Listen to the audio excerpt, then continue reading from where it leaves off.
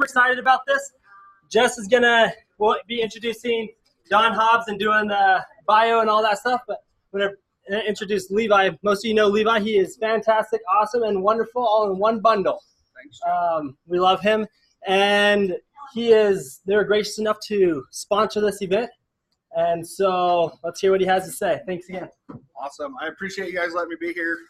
It's a great presentation. I was actually in Hotel this morning with them, and the content is amazing. I can't wait to see the end of it that they didn't get to see.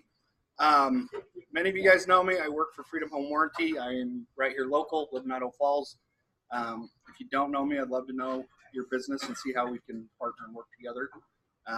We do listing coverage, which is free if you guys need that, as well as we have many different plans to protect your homeowners. That's what we're here for, is to make you look like the superhero rock star after you guys sell them the home, that if and when something does go wrong, we can step in, get it taken care of, as well as you can follow back up with them and be able to get referrals and gain more business. So huge on charity. Every order, portion of it goes to a charity. We have 3 designated: Children in Need, Cancer Research, and Veterans Program. So if you guys have charities that you guys would like donations for and stuff like that, that's what we're here for. If you guys have any questions, let me know after. There are treats and refreshments over there. There's healthy grapes for those that want healthy. There's gum as well, which we all can use, I know. And then cookies, stuff like that. So, like I said, if you guys ever have questions or need help with anything, I'm here to help you guys out. I have a quick question for you. Yes, sir. On your warranty, when you do the rekey service, you still have to pay the deductible up front? Correct. Yeah. It's a $65 service call. Whether we're coming out to rekey the locks, we'll rekey up to 6 locks and give them 4 keys, or we're coming out to service water heaters, whatever it might be. It's a $65. Yep. So, okay. Well, thank you guys very much.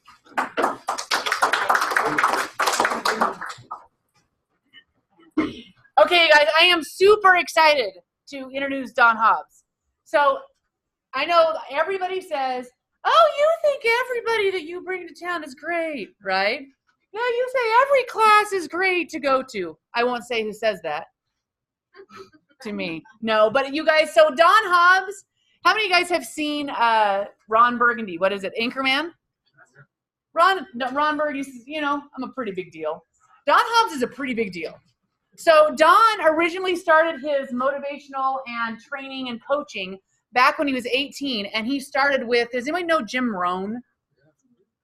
So he started with Jim Rohn at the same time as Tony Robbins. So he and Tony Robbins started with Jim Rohn at the same time.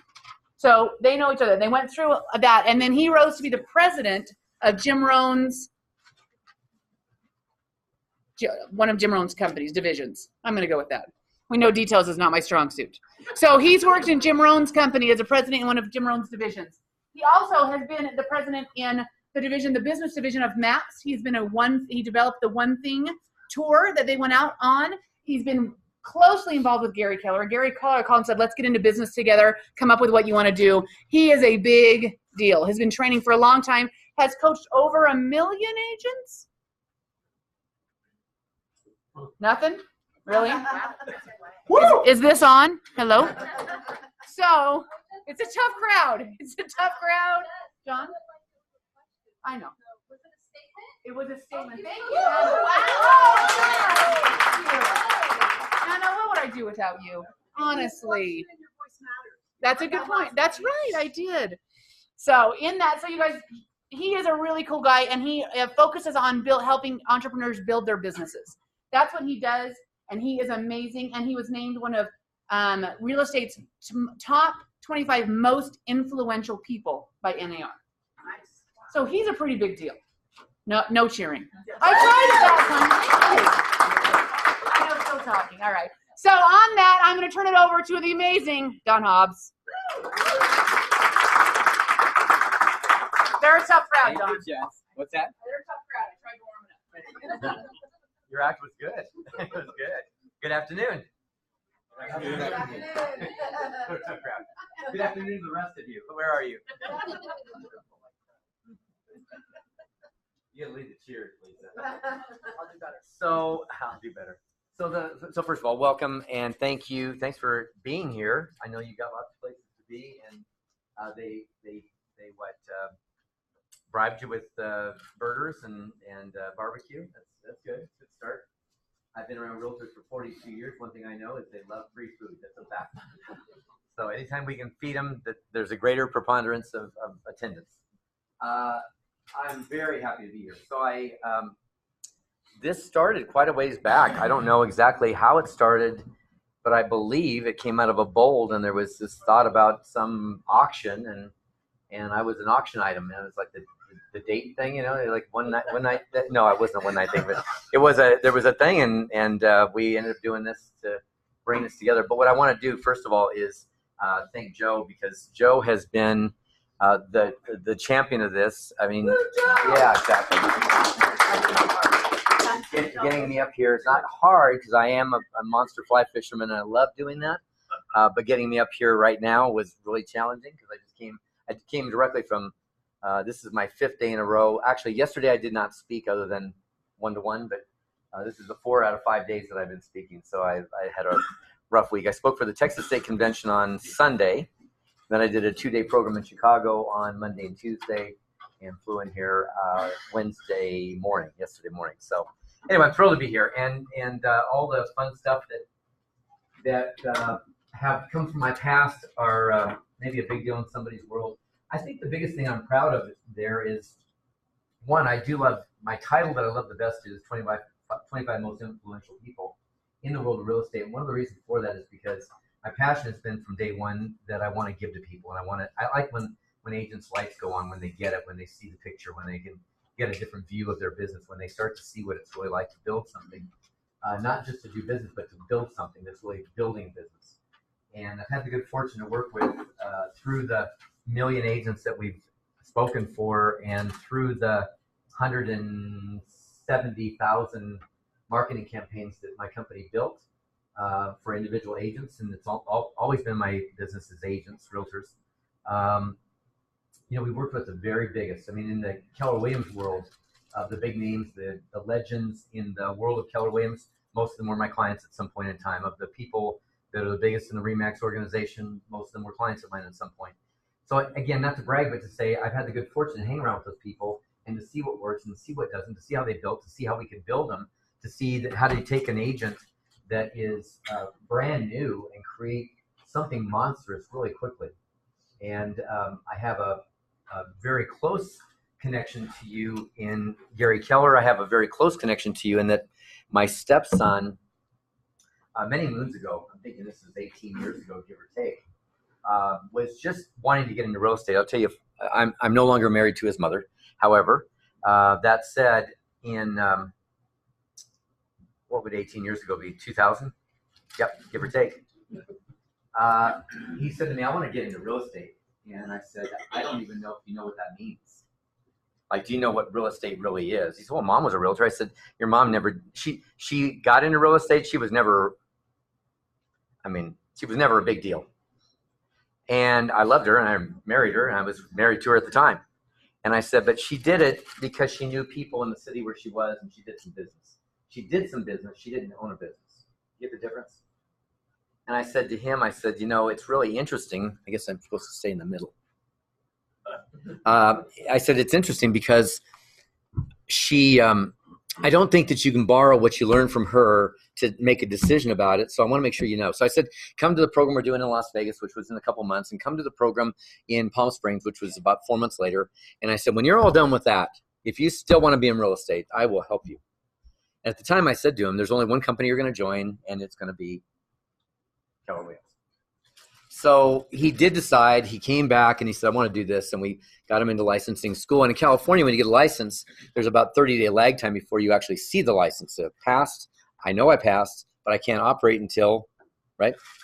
So he got the license. And the first day that he got his license, we dropped direct mail for him. First day. I just asked the question earlier, when you got a new agent, how long before you recommend they market them? So I said, day one. So first day, we went in the mail with some stuff. We began to build a marketing campaign for him that was multifaceted. And first year, he was rookie runner-up of the year in the Keller Williams organization, the whole company. $13.4 million, I believe, something like that, first year. So what I'm really good at is helping people discover how they can take their talents, their skills, their story, and put it into a format that creates great success. How many would like to have a lot more clients than you currently have?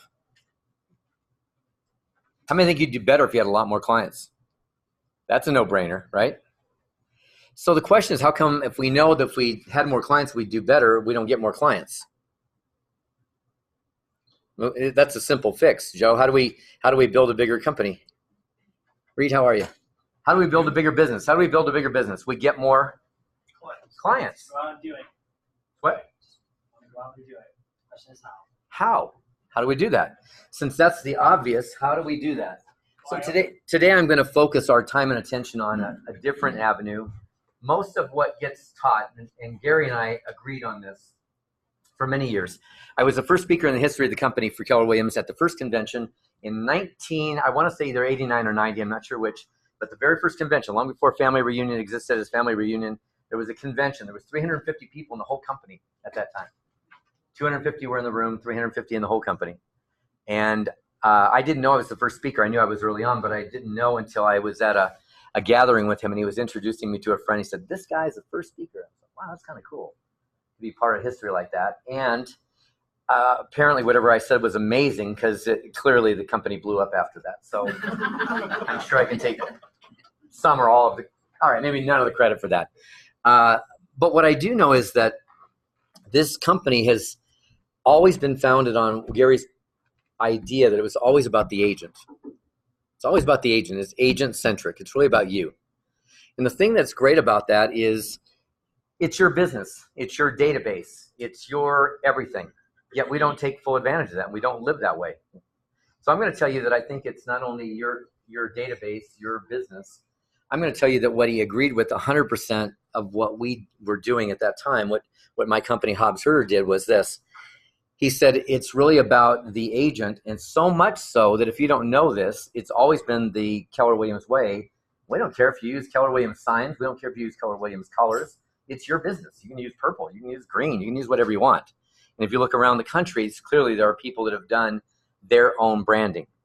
And why is that? Because it's not about the company. I can tell you that when franchising started, and I go back a long ways, in real estate, when Century 21 first started, everybody wanted to join because they got to wear a gold coat. No, it wasn't for the gold coat, but they wanted to join so they could become part of that brand. And Red Carpet was a brand, and Realty Executive was a brand. Eventually, a little company called Remax became a brand, and Keller Williams became a brand. But Gary was the only one that says, "I don't care. It's not about our brand. We're not going to market us. We're not going to advertise Keller Williams. We're going to let you build your business." And agents hear that and still don't do it. They still don't take advantage of that. So I want to spend all our time on that. And I did the 2-day program on Monday and Tuesday. I can tell you that fitting all this stuff into a jam session is not easy. But I thought if we at least got through 15 steps, we'd have at least a part. We get a part of it. We can do a deeper dive. We were even talking about doing some piping me into video in here and doing some stuff with you ongoing. We'll figure out wherever that goes. But right now, I know we're here, and I know you're here, and I know that I can help you. So how many would be interested in having a lot more people call you versus you call them? Is there anybody that would not prefer that? Because you can always cold call. I mean, you can always do that. You can always call your expireds and FSBOs if you want to. But what I'm going to suggest to you is that I'm going to go through this 15 steps. And what I know is that a marketing-based business, now, this is totally my opinion. This has nothing to do with company policy or company thoughts or culture of the company. And I've been in your company, so I know exactly. I've sat in corporate office. I was Gary's partner until February of this year on a project that was really taking the One Thing book and turning it into a division called Matt's Business. But I'm going to tell you, my opinion is if it's not a marketing-based business, it's not probably really a business. Like until you get to where it's marketing founded and prospecting enhanced, I don't think it's a business. I think if it's prospecting based and you're still having to do this to make it all work, then you're in sales. And I'll give you an example of what I mean. It doesn't mean I'm right. It just means my example would be, when was the last time Nike called you? Right? So we're needing shoes. I ran this morning. I'm in the gym running. And And my shoes, I look down and when I put them on this morning, the tread on the bottom, I'm ready for new ones. So when I walk in, they didn't have monitors and go, hey, we saw you running. Those shoes are pathetic. You need a new pair. They're not calling me and going, hey, come by and see our 2019 line. We're doing the early advance release. They're not doing that. But they know when I get ready to go to the store and I walk into the shoe store, my predisposition will be the Nike's brand will stand out. And there's an excellent chance I will, what? That I'll buy Nike. And so my question to you is, how do you become that? And here's the question of the day. Could you actually become somebody's realtor before they actually needed one? Could you? Should you? That's a better question. Are you? That's even a better question. And you might say, sure, there's people that absolutely think of me as a realtor, and I would agree. And once you get past mom, dad, sisters, brothers, siblings, aunts, uncles, that kind of stuff, is there another big group that do that? Because if another big group thinks that way, you're probably legendary. Your volume is already probably high. There's an article, and I can't even tell you the name of the article, except that it revolves around a concept, and I want you to Google it. You'll find it. And I believe the guy's name, the author's name is Kelly, K-E-L-L-E-Y, I believe, but it could be Y.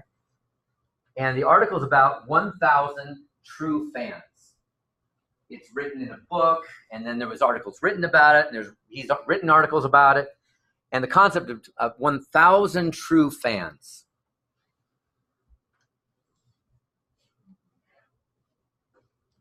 He's talking about an artist. He's talking about a band. He's talking about an artist. He's talking about somebody who's got a performance-based something. So what he's saying is, you got 1,000 true fans. If you've got people who will travel 4 hours to see your performance, who will buy your release of your music before it's out, who will, they don't have one t-shirt, they got all your t-shirts, right? And they wear them every day. They're constantly listening. They're buying your pre-release stuff. All of it, true fans. Now, how does that play out in real estate? Well, is it possible you could have 1,000 true fans who think of you as a realtor before they actually need one? That's how it played out. And I would tell you, if you had 1,000 true fans in the Idaho Falls marketplace, you're a big deal. You're a big deal for sure, no doubt in my mind. Because even at some numeric, just in some numeric way, if you had 1,000 people who were thinking of you as a realtor, and when they bought or sold, they were going to go through you, and that turnover is once every 5, 6 years, 4 or 5 years, some stat that if they were just buying from you, if 1/5 of them, if 1/20 of them, 5% were buying from you every year, how many would that be? 50? 50? That's 50 deals. Many of you, that would be a bump, right? That'd be a bump up. If any more than that, it's really a bump up. So again, to me, I want to take you through this mental mindset, because I know that structurally many of you know how to build a business, you know how to handle the deals, you know contracts, you know what to do with the client if only you had more. And the thing about it that's always amazed me is we spend so much time living in the world of learning what to do with a client if only we had one. And I want to get you more clients. I mean, for me, it's about, I have a pretty good track record. I'm a pretty good pinch hitter, and when I step up, there's an excellent chance I'm going to have a hit. The downside is I'm a pinch hitter, and they don't put me in very often. So what I want to do is put you on the plate like every inning. We want to skip. It's not every ninth batter. We're going to put you up all the time. If we put you up all the time and you've got a good track record and you use that ratio to your advantage, you're going to have a higher score. So in the end, it comes down to a couple things. Number one, this is not happening. So let's see. We go here. There we go. Marketing is your business. Now again, this is my opinion. This is Donn Hobbs. Marketing is your business. And the thing that I know about that is it's not something you do someday when you become successful. It's not something you do someday when you've got the money. It's not something, it's marketing is your business. Think about it. You open a restaurant. What's the first thing you want to do? Marketing. You open a hotel. We spent $1 gazillion. Bless you. Building the hotel, hiring the staff. We haven't made a dime yet. And what's the next thing we got to do? Marketing. Marketing is the beginning of any business. That's why I say if it's not marketing based, to me, it's not a business. Now, he doesn't call you. We're predisposed on so many things. Today we use phrases like Google it. That's a brand. You have a Kleenex. You know, Xerox the copy. FedEx this for me. Those are brands. I mean, what if your name became like a verb in the area? You know, let's lease our house. I mean, you know, I'm just kidding, but right? Let's sell our house. Call Lisa. If you're the obvious, if you're the choice, it's done. No option. So marketing is your business, and who's the product? You are. So how come we spend so much time talking about our companies, talking about houses, and even talking about areas? We spend a lot of our money promoting a concept that's not us, something else outside of us. So marketing is owning a piece of the mind of the client. It's the mind where we have to control their thoughts, right? How do we get into their mind so we become the answer? So let's go to lunch. Yesterday, I went to lunch, had the pleasure to go to lunch with a couple people. By the way, there's one missing. Where is she, Joe? I know. Maybe she's zooming in. Maybe. All right. I thought you were going to be zooming in. Later. Oh, okay. Got it. When the big guns meet. So I lost my train. Who's lunch with people. Yeah, so we're having lunch. So I asked the waitress comes up and she says, "What would you like to drink?" What's your name? Jody. Jody, what would you like to drink? Water, please. To be honest. Probably say Diet Coke, don't lie. What would you really want? Rum and Coke.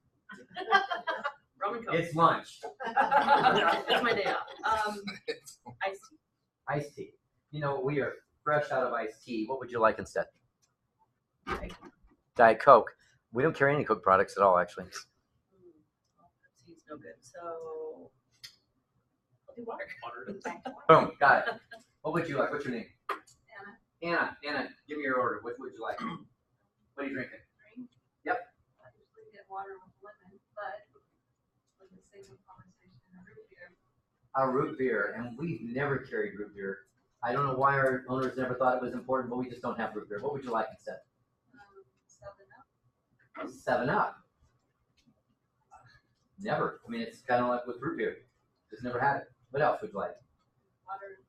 All right. So it took her 2 to eject, right? So here's my question: how many names of products in a certain category does one mind carry? How many possible options do we think of before we just hit the eject button and go, nothing?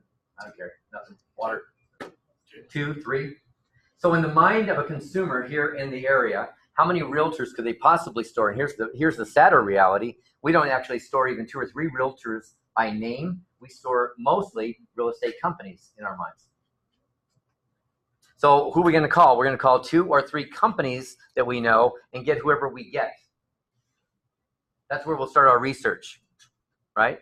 So in the old days, it was maybe they called the office and the floor person answered. Today, they go online and look up Keller Williams, for example, is one, and we go through your roster and we go, I like her face, I like the way, I like their bio, something, right? Something got me. But it's certainly not because I called and said, hey, get over here, Anna. We've been thinking about you, and I'll tell you what, we were finally ready to sell our home, and we always knew when the time was right, you'd be it. Because that's when she wins automatically. And there's a whole lot more that goes into that, but in the end, it's about how do we capture their minds? How do we own their minds and have them think about us? So who owns your mind? I gave away one of these already, but let's go through. In fact, I gave away one of them for sure. So I want you to take a separate sheet of paper, and it'd be great if it wasn't part of a journal because it's not going to be important to you.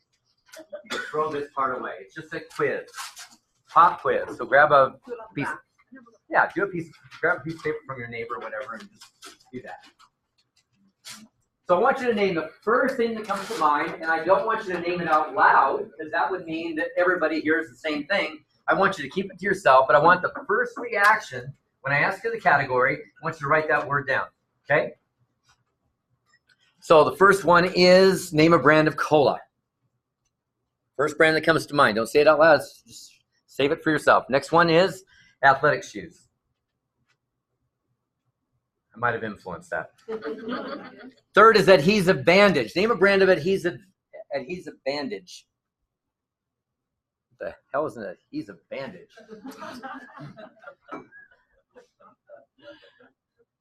Number 4 is a fast food chain. First one that comes to mind.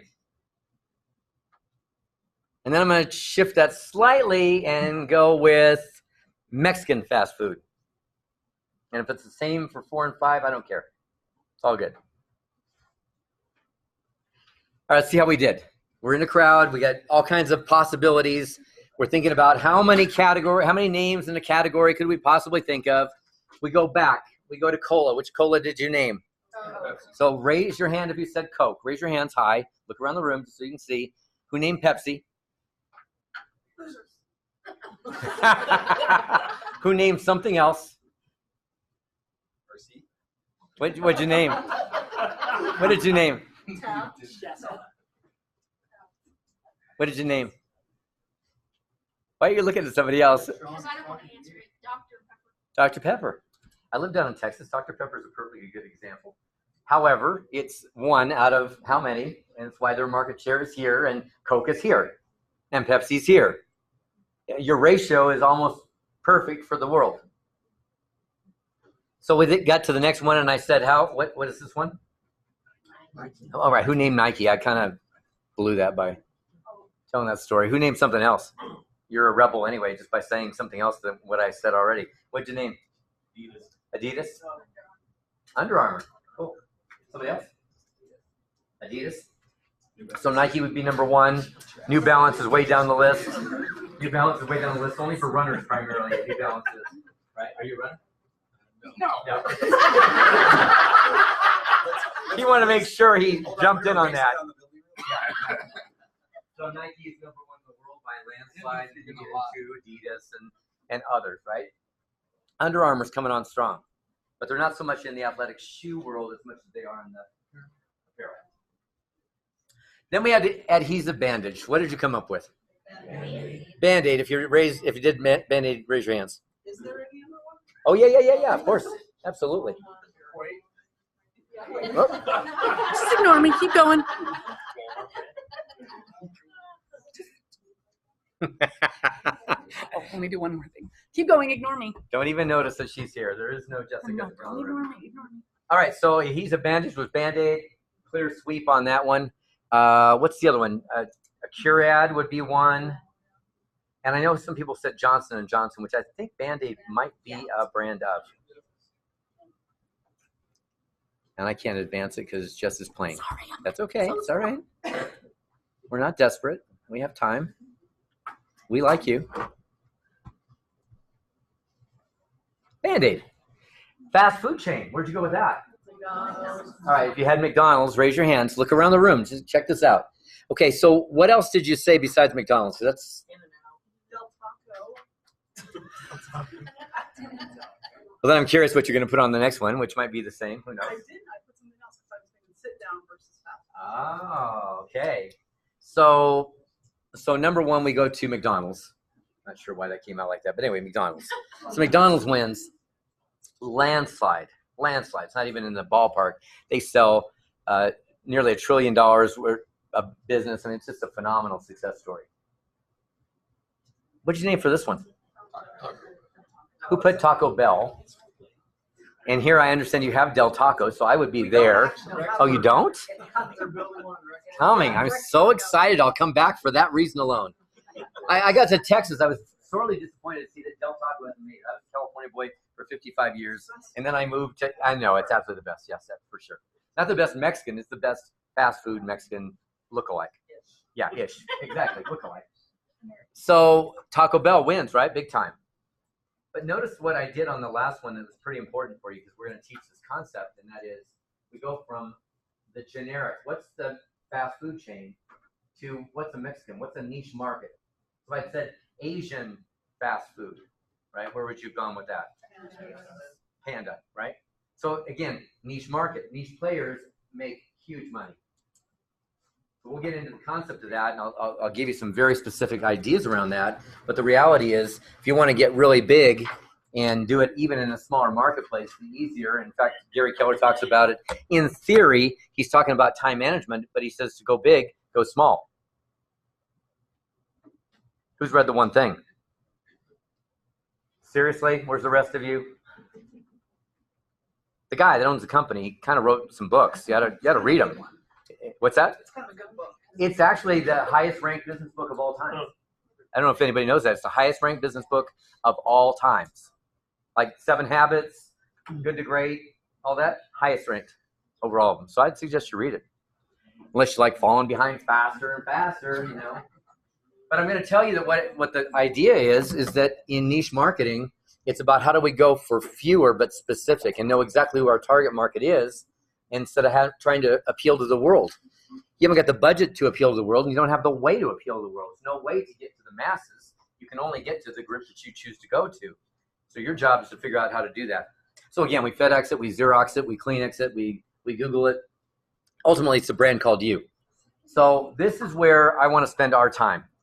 We're going to spend time on 15 ways to kind of move you into the marketplace so that wherever you are, I don't care if you're a $5 million producer looking to go to 20, or if you're a brand new agent who's trying to get to something, I'm going to tell you there's nothing wrong with doing 15. I had several agents in my world, and I would say probably 25 or more, where in the second year we had them over $25 million. Branding and marketing is the way to do that. You're never going to do that any other way. Now, this doesn't mean all of you are going to do it, but I'm going to say if you study one thing, study marketing. You know, why we would necessarily study what to say to a client, overcoming an objection. Now we're just praying like, please, somebody object. The biggest thing that you'll notice is this. Change is constant. Your ability to, your agility, your ability to be agile, your agility is going to be critical, and your brand is going to be the other part that's going to win for you. Those are the two skills today that are very important. So if you're either an older by age or a veteran agent, your disadvantage is that's not your tendency to be agile. Generally speaking, I don't mean yours, but I mean mine. My general, at my age, we're not as agile as we once were. We're a little stuck. It's like this is the way it's been in my world, therefore this is the way it is. And so I'm going to tell you, getting agile and being able to change, living with technology. How is technology affecting marketing? Where's the crossover between technology and marketing? Oh, that's big stuff. So here, if we're going to build our foundation for marketing, here are the 2 secrets. This is the foundational pieces. I say secrets. I mean, they're hardly secrets. Look at anybody that's launched a product or a company. Look at anything that's ever gone well that you see on TV, commercial that you see, anything you buy, brands that you believe in so strongly. Where do they start? Number 1 is visibility. So visibility is more important than ability. When do we find out if you're good or not good? Do you believe that, by the way? Visibility is more important than ability? Yeah. After you've tried it is when you find out if they're good or not. Right. So I don't know if you're good or not good until I've selected you. Therefore, I'm calling you based on something entirely different. Perception. Now, if I've used you before, that means past client. That's different. That's a totally different story. But I'm talking about how do I choose you? I choose you based on I see you all the time. So if I see your signs all over, if I get your direct mail, if I'm seeing some exposure on an internet basis, some kind of a web presence that you have, if I'm seeing you a lot, what do I assume? I'm a consumer. You're a realtor. What do I assume about you? You do pretty well. You what? You're good at your job. You're good at what you do. You're success. Yes. What else? What positive attributes would you give somebody who you see all over the place and their stuff? What if I saw you on TV, your commercial? What if I saw, right? What if that was the case? What do I assume? You must be what? Successful. Did you know I just called you out? You did? I did. Sorry, Yeah. I was taking a listing. Yeah, market. You have a good excuse. I'll let you. Yeah, that's awesome. Market validation. Yeah, market validation, of course. Absolutely. So visibility, by the way, if we see you a lot, we assume you must be, it's a perception. So then we go to this place where if I've never seen you before, how good could you possibly be? It's one of the dilemmas of me coming here, right? You guys don't know me. I've been out of this space for quite a while. And so who is he really? So the hard part is just got to get up here and give you, right, the branding in one short blast called a bio and go, look, cool guy. But otherwise, it would be helpful if through time. There was a time when if you were in the world of real estate in that day, we were Mike Ferry and we were the number 1 and number 2 trainers. And it depends on who you believed as to who was 1 and who was 2. and we were 6 minutes apart, and grew up in the same exact era and the exact same time frame, and he never got given the 25 most influential people in real estate. So I'm just going to say it was us. So what I am going to say, though, is in the end that if we see you a lot, you must be good. If we've never heard of you, how good could you be? And then you have to justify yourself. Now we're at a listing presentation, and the words we use are critical because now we have to sell ourselves. If marketing has sold you, there's no sale. Come and get it. Come and list my property. That's the difference. That's really the difference. And by the way, let's stop there for a second. So here's the picture I would paint for you. If I called you and said, come list me, how much do you have to negotiate your commissions? Zero. If I called you and said, come list me, how much am I going to question? What are you going to do to market my home? Show me all the stuff. Show me your marketing plan. How much do I ask about that? If I see your signs all over and you've sold a lot of stuff and I see your solds all the time, I'm basically saying, bring your magic over here and do what you do. If you never do anything but it sells homes, do that for us. Right? That's, I mean, in essence, branding precedes everything. So in the one thing, Gary asked the question, what's the one thing I can do such that by doing it, everything else becomes easier or unnecessary? Guess what the one thing is? Marketing, branding. Yeah, it's what pays off for years. So then perception, what's the general consumer's perception of realtors? No, I mean as a whole. I don't mean you guys. I'm just saying as a general rule, where do people put them on the pedestal of the right above used car sales. right by what? Used car sales. Used car sales. So that's way low. So I'm on an airplane one time. I don't know if I've got time for some of these stories. We'll see how fast we get through this.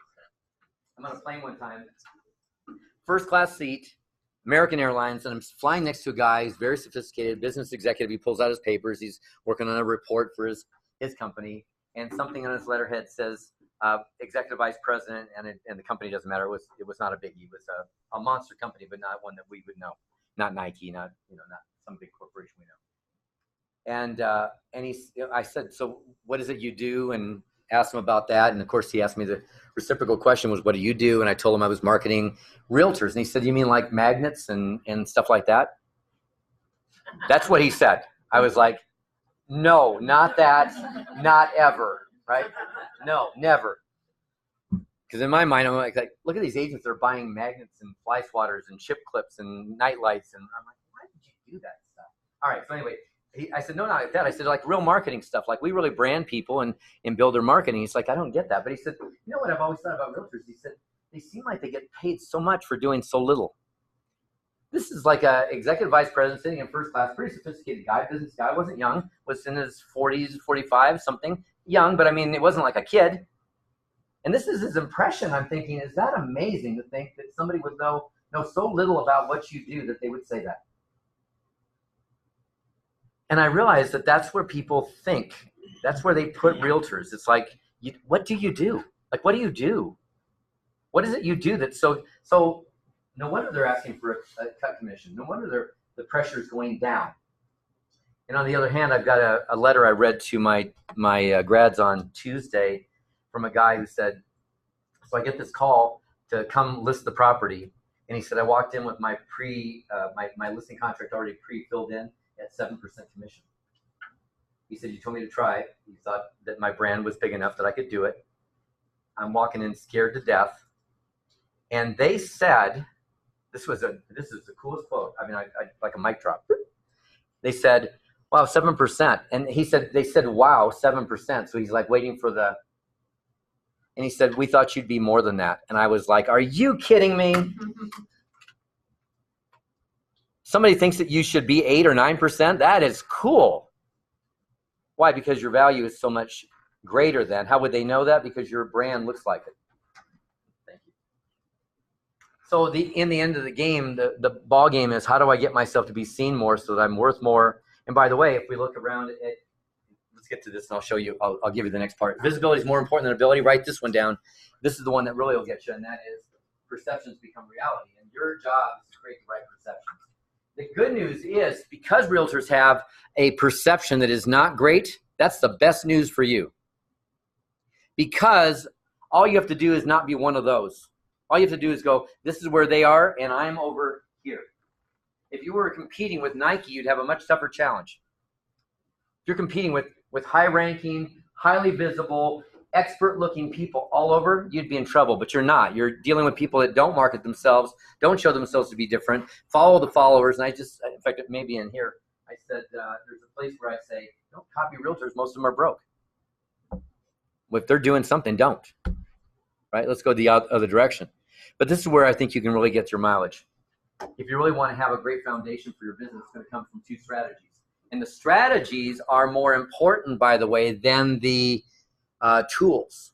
Like everybody wants to know, like, what things do we do? Should we send, mail? Should we do social media? What do we do about? And I'm like, forget the doing. Let's figure out the strategy. Strategy rocks. Strategies first. 2 strategies. Number 1, be different. How do you stand out from your clients, from your competition? And then it's not even how do you stand out. Like if I said, what's your name? Al says to me, Don, I really agree with you. There's 3 things that I do for my clients that nobody else does. And I said, well, that's awesome, except when do you tell them that? Because the dilemma is anything that you do prior to, it's what you just said. We don't know if you're good or not good until after. So it's not about what you really do. It's about how you stand out from the crowd. Like it's the marketing up front that makes me call you.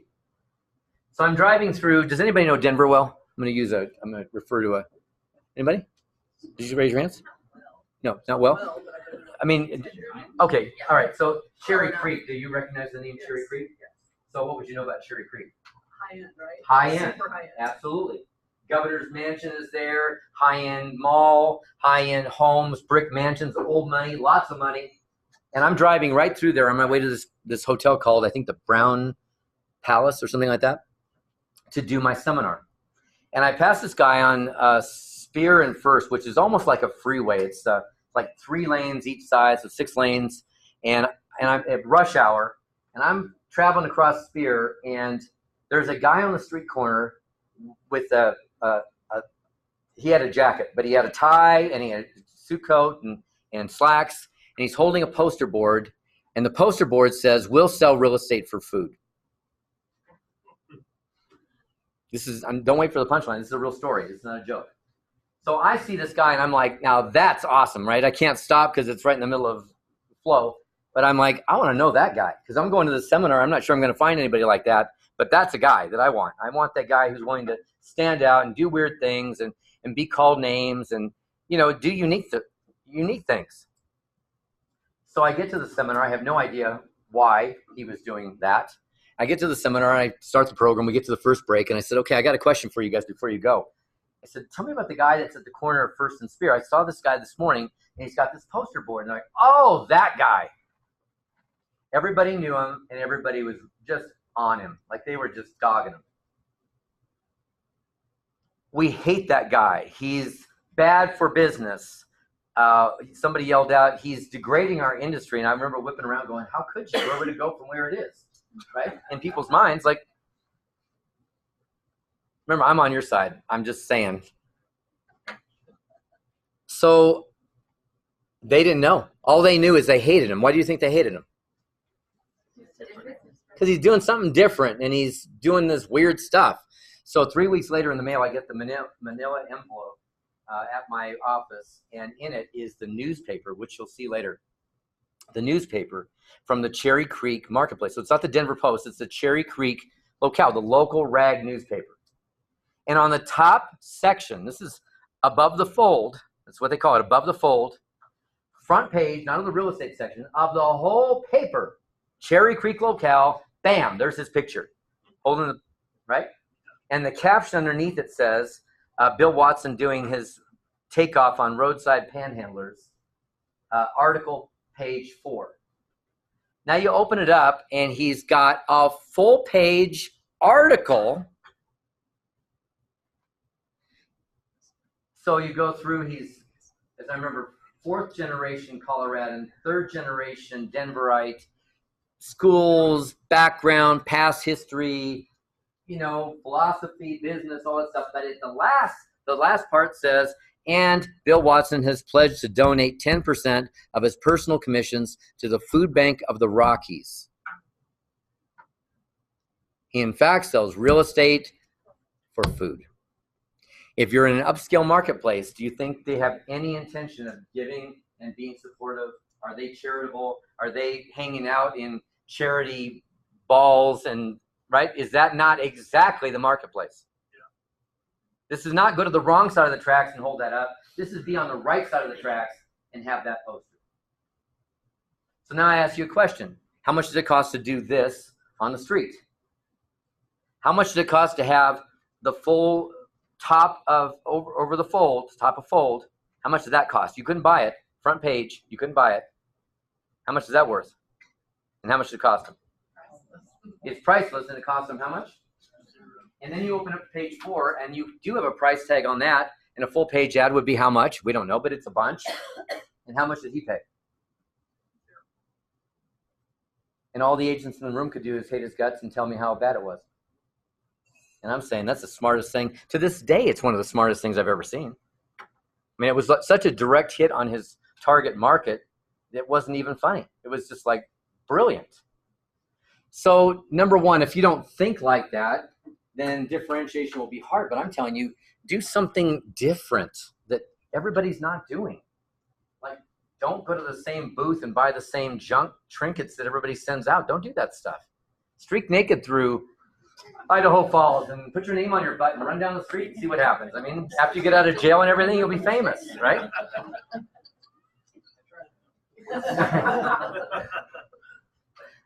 How are you? By the way? Much better before that comment. So the deal is, how can you stand out? Well, if you don't think of unique things to do, then the specialization is the best way. So here's where I really think anybody, in fact, I spent 2 days and I spent almost an hour and a half on specialization, because specialization to me is the foundation for all great marketing. To have a niche market is the key to success. That's my belief. So here's what I'm going to ask you.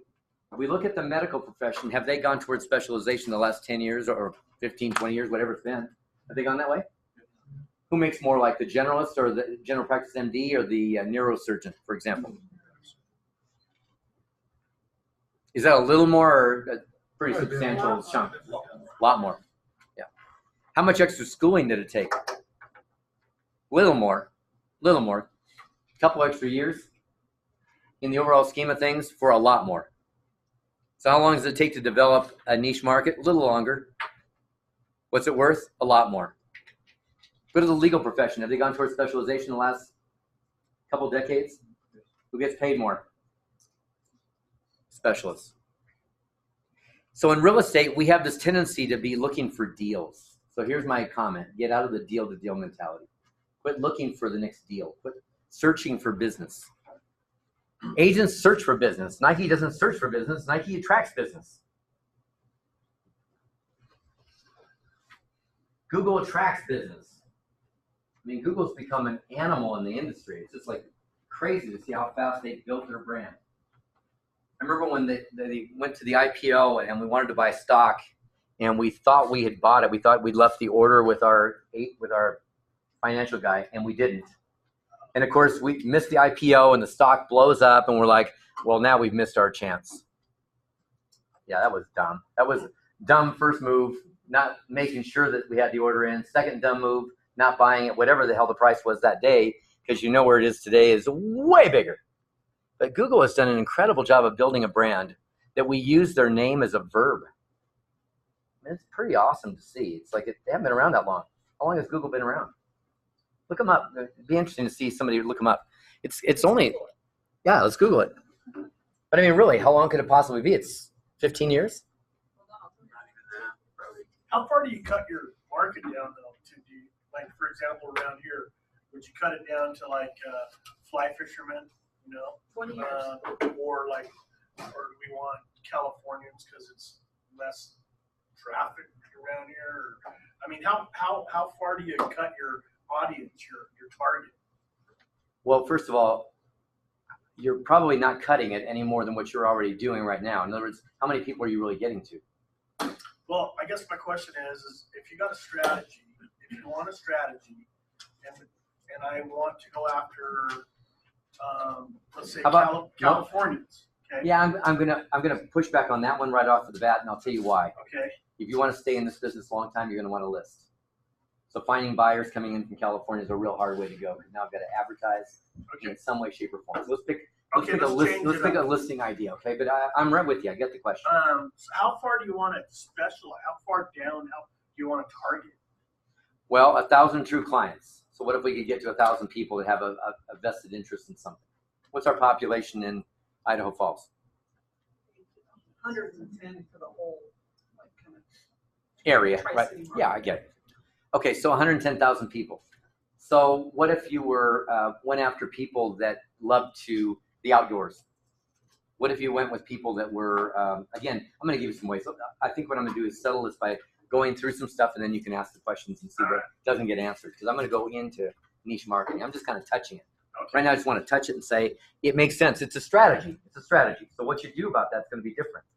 My girlfriend, you'll see her stuff in a little while. Allison is Condo Contessa. Now we're in Austin, and the downtown condos, like these high-rise buildings, and we started looking around and finding out that the turnover rate was high, which is a good sign. I mean, that's a great thing. You want turnover. And then we got into the fact that they were also starting low price down here, but getting higher price up here, and you go from $220,000 down here to $2 million up here, and guess what? It's the same building, and it's turning at 17%. Holy moly! It's a mecca. It's a gold mine, right? And that's one building. And then you say, out of the 300 condos in that building, how many turned last year? My gosh, there's a bunch. But if we added the building next to it and the building next to it, and we were only in 3 buildings, we might have more volume available to us than most realtors ever do. Right? So again, sometimes it's going small to get really big, because we come from a compressed, all our marketing is going into one thing, and then we start, as it bursts out, right, it starts to go, and I'll show you exactly what that looks like. So you got to do something to stand out, and then number 2, you have to get known for something, and really the deal here is mass appeal equals no appeal. So on the contrast side, if we don't do niche marketing, then what are you? And the answer is just another realtor. You're one of many. How many in this area? What's our agent count, Joe? Right around 600. 600 agents. So you're one of 600 agents that have all the same access and have all access to the same people, and could argue, I'm the answer to your problems, when in fact, clearly not everybody's as good as somebody else. But how do you demonstrate it? And the answer is, many times it's through a specialization. So now we get to this place where we're saying it's about a mental hook. It's really about, how do they think of you? Like, it's not about whether you're better or not better. You know, it's not that. It's like, how do we get them to remember you? It's a mental hook. There's a lot of realtors, but there's only one Condo Contessa, right? I'm just saying as an example. So that's where I want your strategy mind going. I want your strategic thinking. We get into the tactics. How do I execute? Forget that. Strategy first. Strategy. Think about the strategy. Who are you trying to appeal to? So let's do our 15 steps to 15 million, and we're going to go pretty quick through this stuff. I mean, any one of these could probably be an hour conversation. Not totally true, but most of them could be at least an hour conversation. So number 1, I'm going to tell you that no matter where you are in your business, your database is your gold mine. Ultimately, it's all about building a database. Whether that's a farm, and by the way, I'm going to use the term farm. So let me explain to you what that means. How long have you been in real estate? 20 years. So in the days of old, we had farms, and we went around and knocked on doors many times, and that was about farming. Farming really had to do with going to the same people again and again and again. For what purpose? For building relationships, right? So in days of old, when some of the early, even the Diana Kokoskas of the world, they knocked on doors, and with her, kids, Sean, who is my partner in the business, it cracks me up. I go, I've known Sean since he was about this big as my partner in business. He's not now, but he was. But Diana knocking on doors with 2 kids in a red flyer, right? Anybody know what a red flyer is? Yeah, okay. So I thought some of the younger ones might not know. And knocking on doors, but while you're knocking on 200 doors, I could be mailing to 1,000 people and beating you every day, right? So we got to the point, but the idea of farming is still farming. Farming is still going to a group of people over and over and over again. I don't care if they're people who are motorcycle enthusiasts. I don't care if they're fly fishermen. It's still same people all the time building relationship. Okay? So our database, the power of our database is this. No database, no business.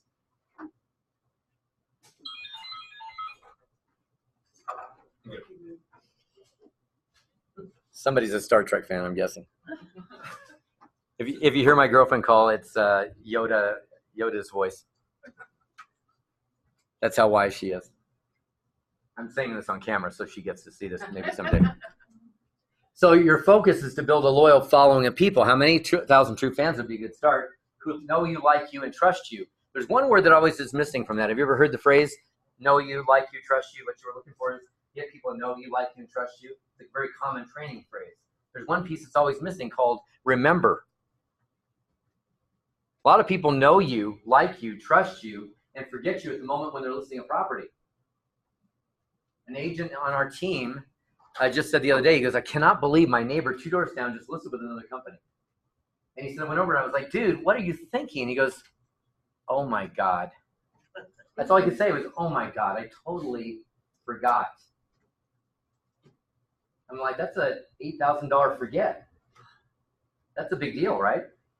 So in your world, the question is, how do we build relationships such that they know you, like you, trust you, and remember you? Well, in the 4 laws of the database, I can't remember if I got this from Bold or Bold got this from the same source, but regardless, I believe this is part of Bold, which is build your database. You got to build your database. How do you keep feeding your database? Feed it every day. You know, you're in a restaurant, wherever. I'm always asking people. Reed and I were in the hotel lobby yesterday, and I asked a girl, do you know any realtors? Didn't I ask that? Yes. I mean, we're sitting there, this woman I met on the plane. She was sitting across from me. I didn't even meet her. She's sitting across from me, and we get to the hotel, and there she is again.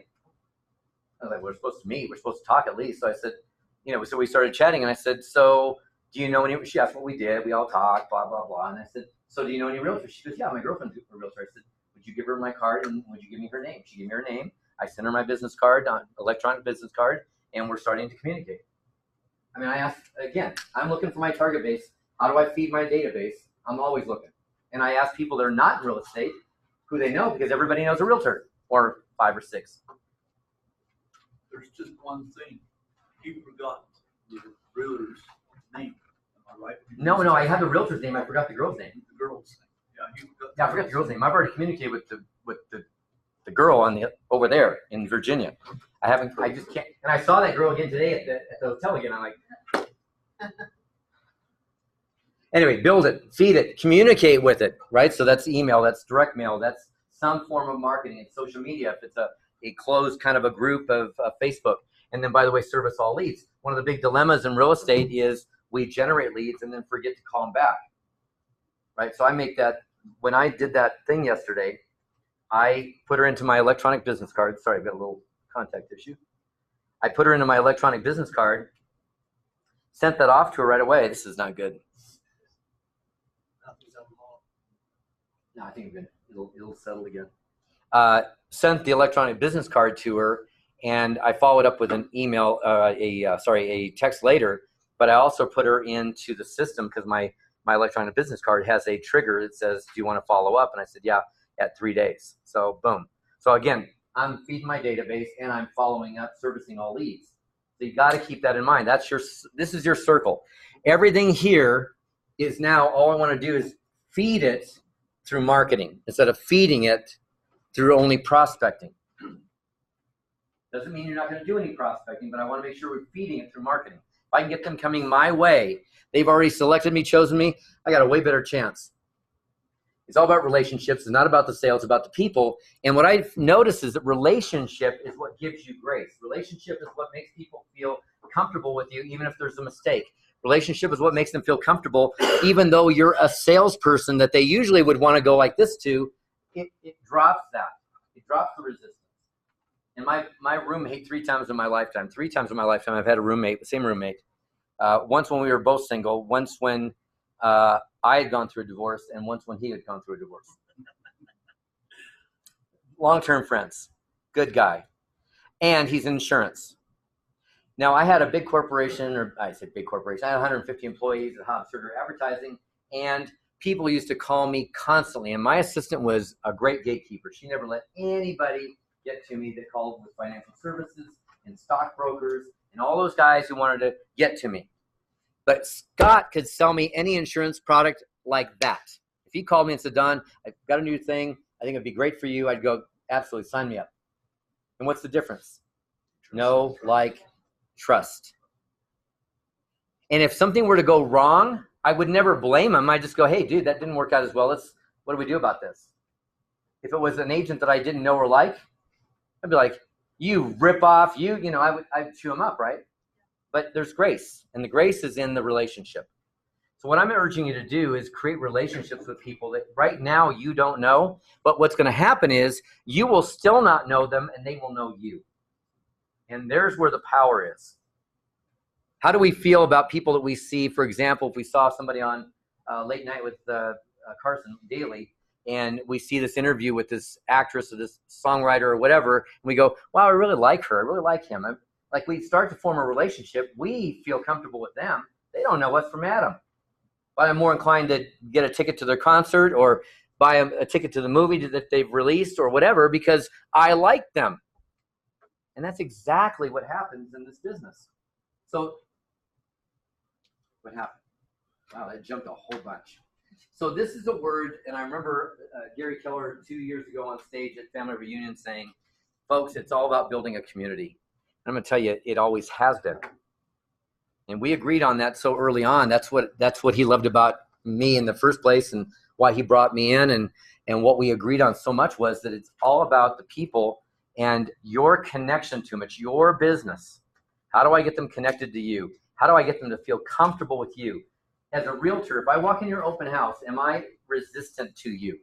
You're holding an open house. I'm a consumer. I walk in. How am I feeling about walking in?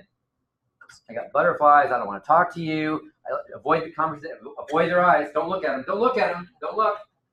If we connect, I'm going to have to answer questions.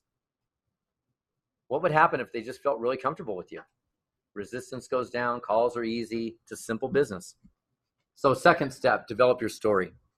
It's always about the story. Realtors don't have a story. You see their websites about the company, listings, our area, lots of stuff, nothing about them. The little bio is like they've lived here for 22 years and they were an engineer, whatever. Like there's nothing. The story is the intrigue. If I meet you in a social setting on an evening, like 3 nights ago, we had our program, and then the sponsor, the Wintrust Mortgage, sponsored the open bar. And so now we're all having happy hour afterwards. And while they were in my audience, I didn't know them well, and they didn't know each other. So here we are getting to know each other. What do you like? You have that setting, and now what do you like about somebody? Like, she's really awesome. I really like her. What do I like about her? Where do we link? Where do we have in common versus where do we butt? Well, we butt. I didn't really like that guy. Someone had a big ego. But we like each other because of things we have in common. Wow, I love the way she talked about her family. That's how I feel. We link in the places that we have things in common. So it's the story that I'm going to like.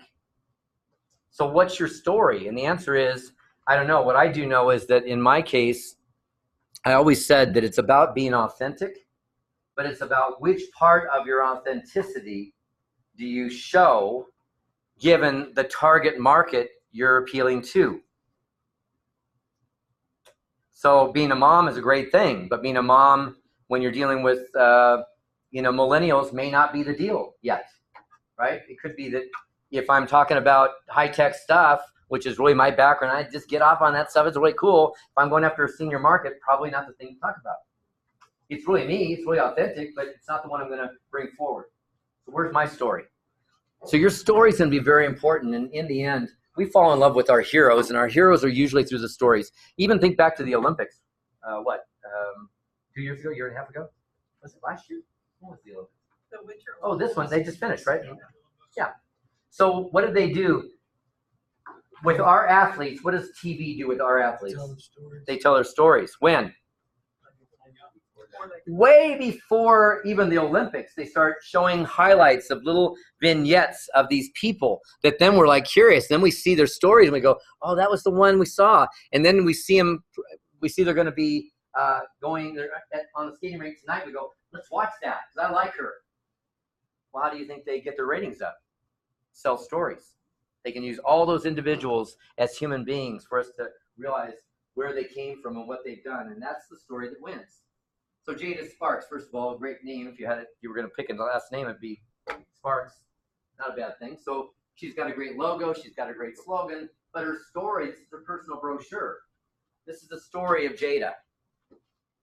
And when you actually open it up, you see her daughter's there, her dogs. Her daughter, by the way, this is old stuff. But her daughter, I just saw her birthday, 21st birthday, and she was having her first glass of wine at a bar.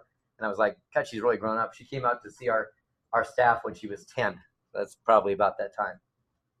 But what's cool about it is Jada's story has won so big for her in Anderson, Indiana, where the economy has been off since 2008. It has never recovered. Their factories closed down. They got killed. And she's still selling 250 homes a year plus. And it's everybody knows who Jada is. Everybody bought into the Jada story. And so it's really become a big deal in her world. She's, really at a point of total connection. This is my girlfriend. This is Allison. So there she is with Max. Now we have Max and we have Shayla, our two. That's your girlfriend? She's a kitty. Yeah. There you go. She bought into your story. She bought the whole story, man. She bought the whole story. Absolutely. Yeah, so Allison's got the condo Contessa. She's got 5 condo buildings. But again, her story shows master's degree, Paul University, master's degree, USC, all the stuff that she's got. And then not so much just tell me about you, brag, brag, brag. No, how does that relate to why you're a big deal now? Why does that relate to the real estate career that you've chosen? How does that relate to serving me, the client? How does your past equal a great now with me? And so, again, a dynamite piece that helps build the brand, create the story, and connect. Third, you got to brand you. So your slogan, your logo, your brand colors. In most companies, if you look, your companies are going to have your brand standards. Keller Williams has got brand standards. If we use the logo, we have to use it a certain way. If we use the colors, we have to use them a certain way, right? And so we have brand standards. I don't know many realtors that even think about having a brand standards. We've done a lot of business and we still don't have a brand, don't have a slogan, don't have a logo. You're specializing in real estate, specializing in buyers and sellers. I mean, I've heard all kinds of dorky things, but it's like, really? Is that the best you can do? Where's the story? And where's the slogan and logo and design? So now this piece, if I could show you on the bottom, so this is all her design. This is her work. I don't say it's her work. I mean, this is her image. So all that you see there in the background is the house. So this is a new listed or a new sold or something there in Ladera Ranch. The only part she ever changes is right here. The rest of it is her look. All her stuff. What do you think her website looks like? Sunflowers. What do you think her sign looks like? She's KW. What do you think her sign looks like? Just like that. Literally, what do you think her website looks like? Her signs, her business cards, everything she does. That's it. That's the look. So we see something, we go, oh, it's her again. It's her again. It's her again. And the difference is when you send out stuff and it's so sporadic and it's whatever you think of, or it's the holiday that you bought the cards from the card company that sends them out, and they don't have any connection except your little headshot.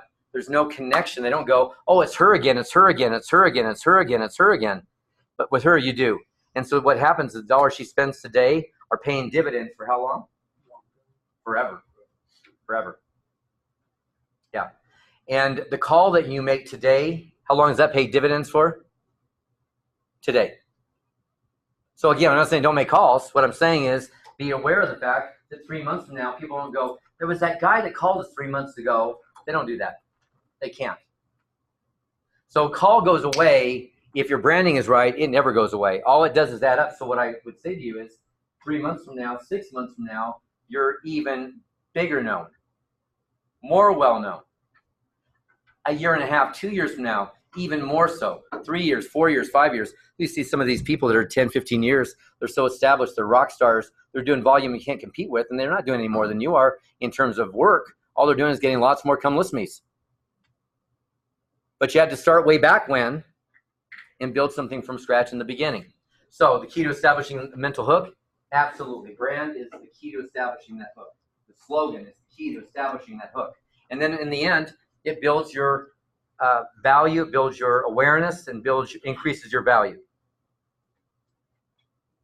If I see you a lot, you must be good. We already said that, right? We get that. But if we see you a lot and don't remember that we've seen you a lot, then it doesn't matter. So again, you've got logos. There's a KW guy. There's a KW girl. Yeah, anyway, stuff that's really cool. But again, not the company. This is all about them. So you got Peggy Lucas, one of my friends down in Alabama, and Peggy will have this. What's her slogan? Her slogan is family first. What matters most? Family first. So for her, it's all family thing. What pictures does she show? Family. What does she have as a logo? Her pushing her kids as the family, right? Pushing her kids in the swing.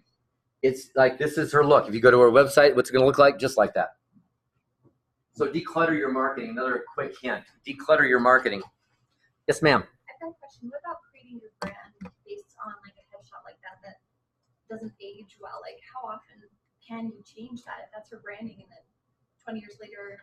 Oh, you're going to change the picture all the time. Okay, so you just keep it consistent. But what happens if the rest of it, I mean, again, change the picture out and keep all the rest of the same? You never notice the difference.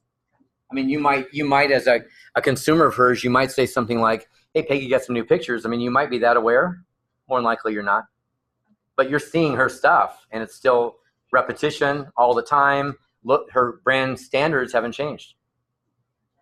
Yes, absolutely keep your pictures updated. Nothing worse. I was telling a story up to my group on Tuesday. There's a lady in Southern California, in Orange County, California. And I won't mention names, but she's she's on the coast, and she sells really upper end real estate. And I saw her 2 years ago when I was visiting at a realtor function, and I actually did not recognize her. I didn't recognize her. I mean, I've known her for years, like 25 years. I did not recognize her. And do you know that her ads, when I saw them, her direct mail piece, which she markets to my mom's area, it's the same piece she's been using for, I swear to God, 30 years. I can't imagine that it's ever changed. She looks like a 20-something, maybe 30-something, and she's 60 plus, 60-something. It's like, and I thought, you know, if you called her, and then this woman shows up at your door, you'd be like, what happened? Or who are you? Like, what'd you do with her, right? I mean, we laugh, but how many have seen that with realtors that just don't change anything? So declutter your marketing. So here's a good example. So you've got Keith Kelly. So first of all, he's got, you know, a lot of design is not that cool, but forget that. Let's go here. Let's go just to the information. So he's a broker owner. 2009 NAR Region 11 Vice President. He's an ABR and a CRS. Now, what does that have to do with any consumer? What do they understand about one word of that? I don't even know what it means. Great. My point even furthered, right? So who's it for? For his own ego, I need to tell you I've got an ABR and a CRS. And by the way, does any consumer have any idea what a NAR Region 11 is, or vice president, or whatever? So if you're going to go to conventions and you want referrals, you might use some of that stuff because then they might have some value in it. But if you're talking about consumer, why would you ever put that stuff out? And why would you junk it up with a fax number? They're in itself, that tells me I'm not calling you. Does that tell the consumer though that you know what you're doing because you have all that stuff? No. What would tell you is to have a slogan, a logo, friendly look, and have things be clean and simple. And again, a business card, I'm going to tell you the honest truth. I won't tell you which. But you know, I had a meeting. I had a meeting on Tuesday, and I had the. By the way, there's the other side. Let me finish this, and I'll tell you the story. I had so the other side. So here's your business card. Even your business card, that's their look. When you see their personal brochure, that's their look. When you see their website, that's their look. So even using the whole card, but a card is just a card. Nobody goes, wow. babe, he's got a card. He's good. He's real good. Got a business card. Like, nobody does that. What an idiotic thing. We think our cards are a big deal. I was telling Jess on the way over here the story, how far back. So this is 1986. We started our company, Hobbs Herder. And we started with this idea of personal branding.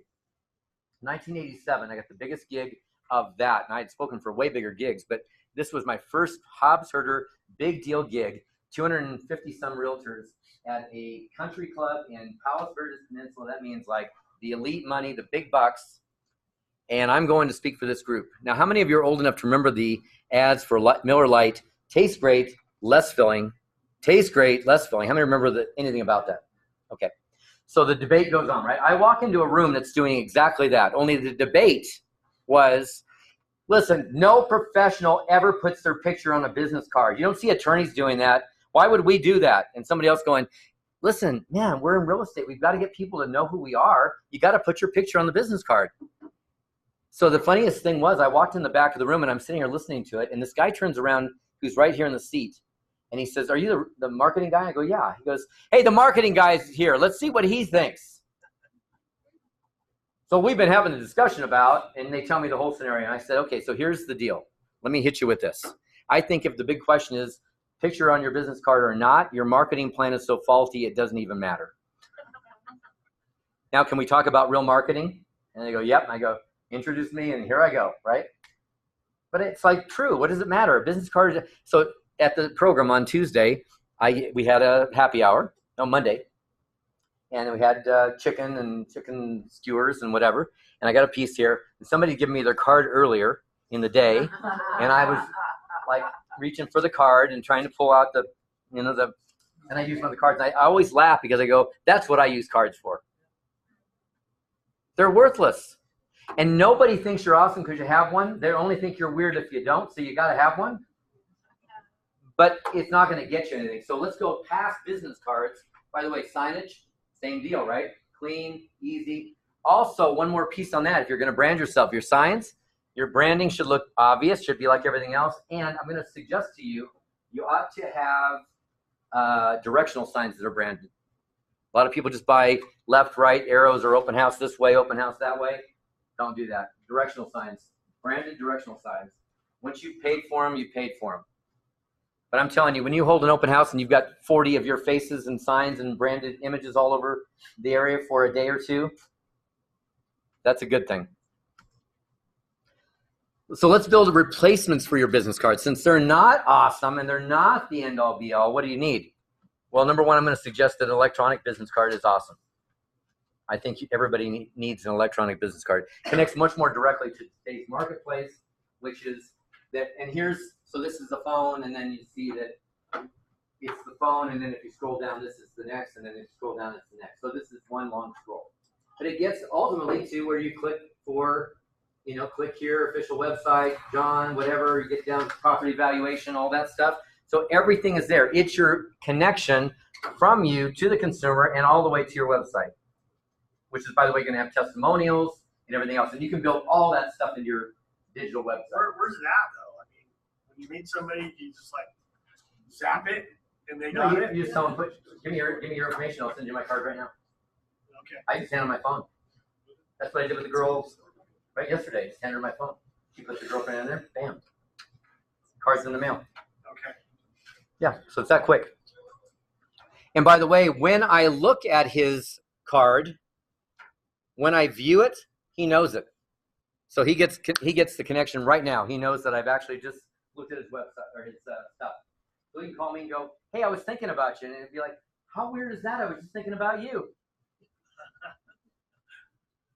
So now next one is going to be your personal brochure. How do you replace a business card? Electronic business card. Second thing, powerful tool, your personal brochure.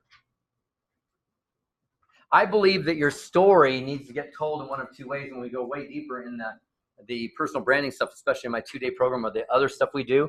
You see that we go through the story, and it comes in either through the electronic version called website or through the print version called personal brochure.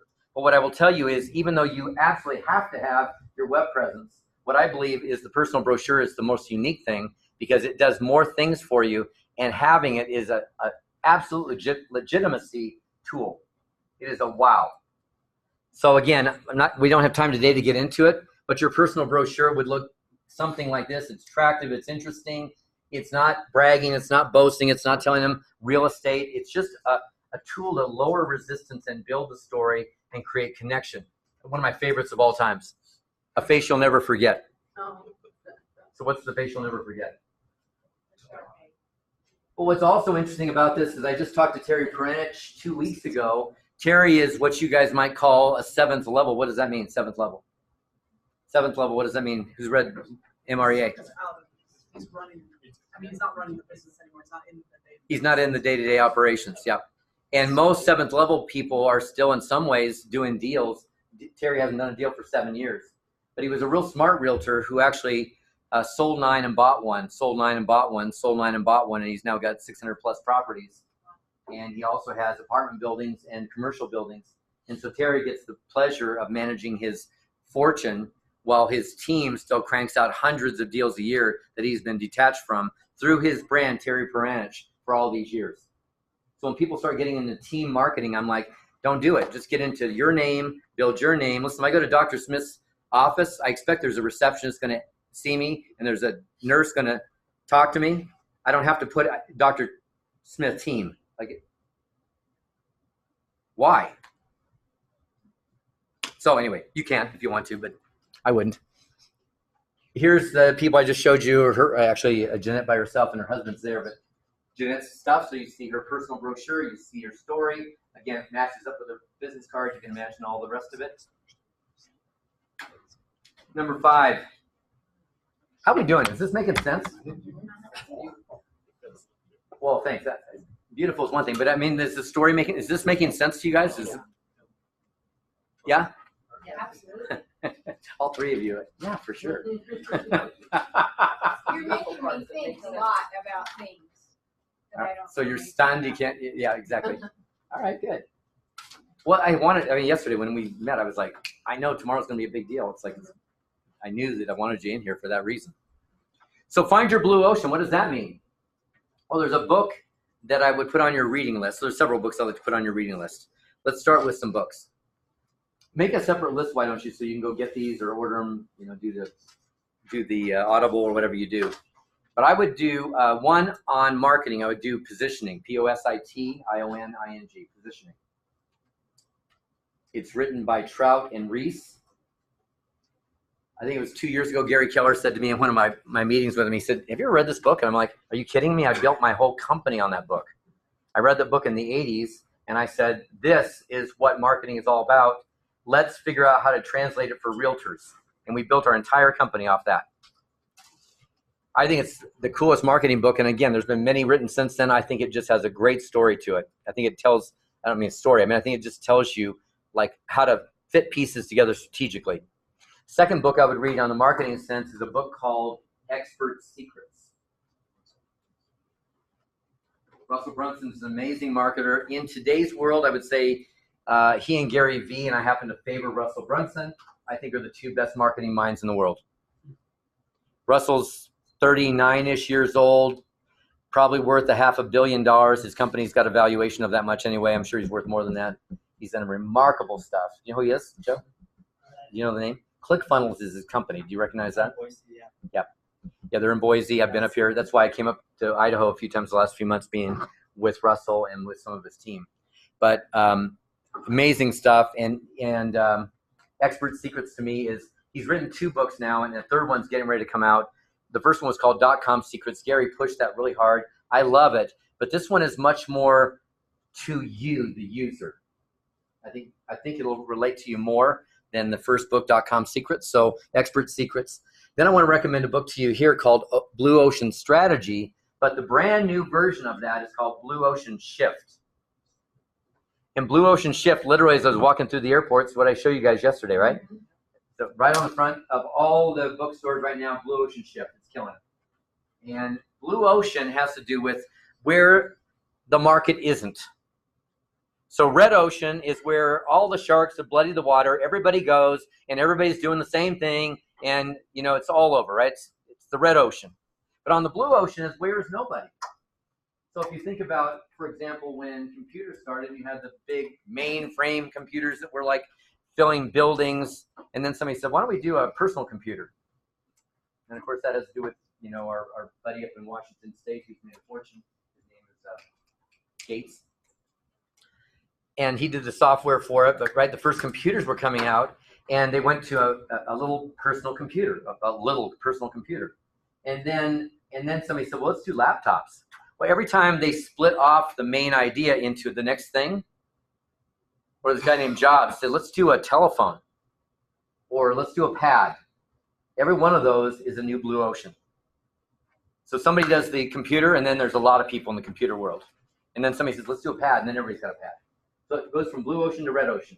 And then we're looking for the next blue ocean. And the guy that was the best at that was Steve Jobs. Right? That was the guy that just manufactured, he created all the blue oceans. And in our world, what Hobbs Herder did, and the reason we got famous and the reason some of the accolades were there is because what we did is we brought common thinking, marketing thinking, to a world where it was never put. So it was a blue ocean. Take something that's commonly been done, do it someplace it's never been done, and everybody goes, wow!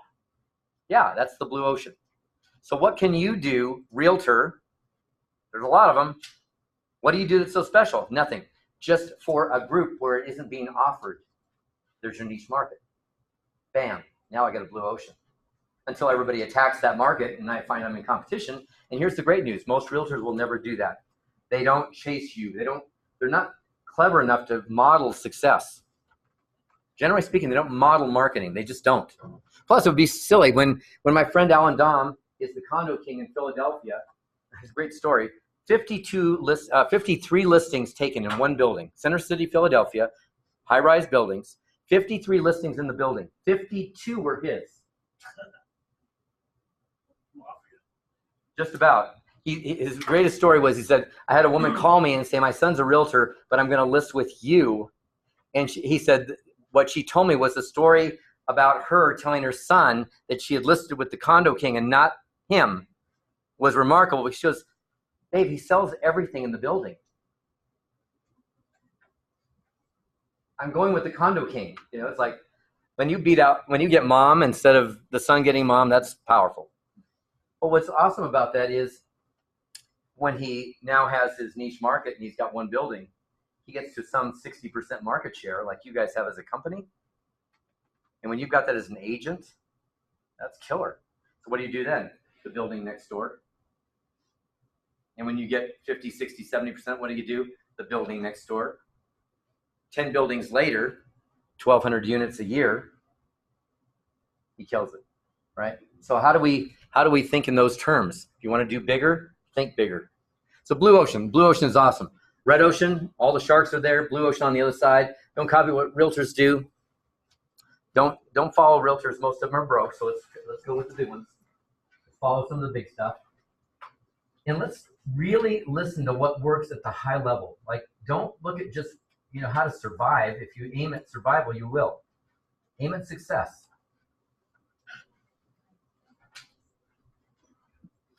This I would like you to take a picture of. This is probably something that you're going to want to keep for a while. So when we started Donn Hobbs coaching 7 months ago or thereabouts, we did something that many companies will do when they launch a product or when many companies launch, and that is we decided on who our avatar was. What does that mean? In other words, who's my target market? But let's be really specific. What's an avatar? In the world, what's the avatar? I don't mean the movie. What's an avatar? It's like a game, right? Digital game. It's your person in the other world. Yeah. So what we're doing is saying, who's my avatar? And in my case, I've got realtors. There's the female version, and we named her. The male version, we named her. And then we wrote everything we could about what's their fears, where are they right now, what are they thinking, what do they like, what do they appreciate, why are they in real estate. We went through as many things as emotionally we could figure out, like what's their profile. I'm a fly fisherman, okay? So whether you're a fly fisherman, bait fisherman, I don't care. But what do you want to catch? No, but I mean, what? I mean, if I'm going in someplace, I'm going for bass. I'm going someplace, I'm going for trout. And if I'm going for taimen in wherever, Mongolia, if I'm going for, right? What's the bait to get that fish? What are they on this day when the hatch is on or not on, right? So what am I using? So this is really, we're asking the same kind of questions. Who will I purposely be looking to attract? Where are they? Where's the pond where they live? Niche market, right? Where's the pond where they live? And then what are their goals? What are they thinking? What's the day like for them? What's their biggest concerns? What's their biggest fears? What's the hardest part about being them right now? How do I address that in my languaging and in the offers that I make and the stuff that I talk about? How do I access that? Well, I'm not going to know unless I've taken some time to figure out who they are. How do you appeal to everybody? First of all, here's the fallacy in that. There's no way to appeal to everybody. And number two, you don't have the budget for it. So let's get smart and go narrow. So this avatar thing is going to be a big deal. I would suggest that you spend some time, some hours on that. That's a strategy session on a weekend. That's a real thinking process.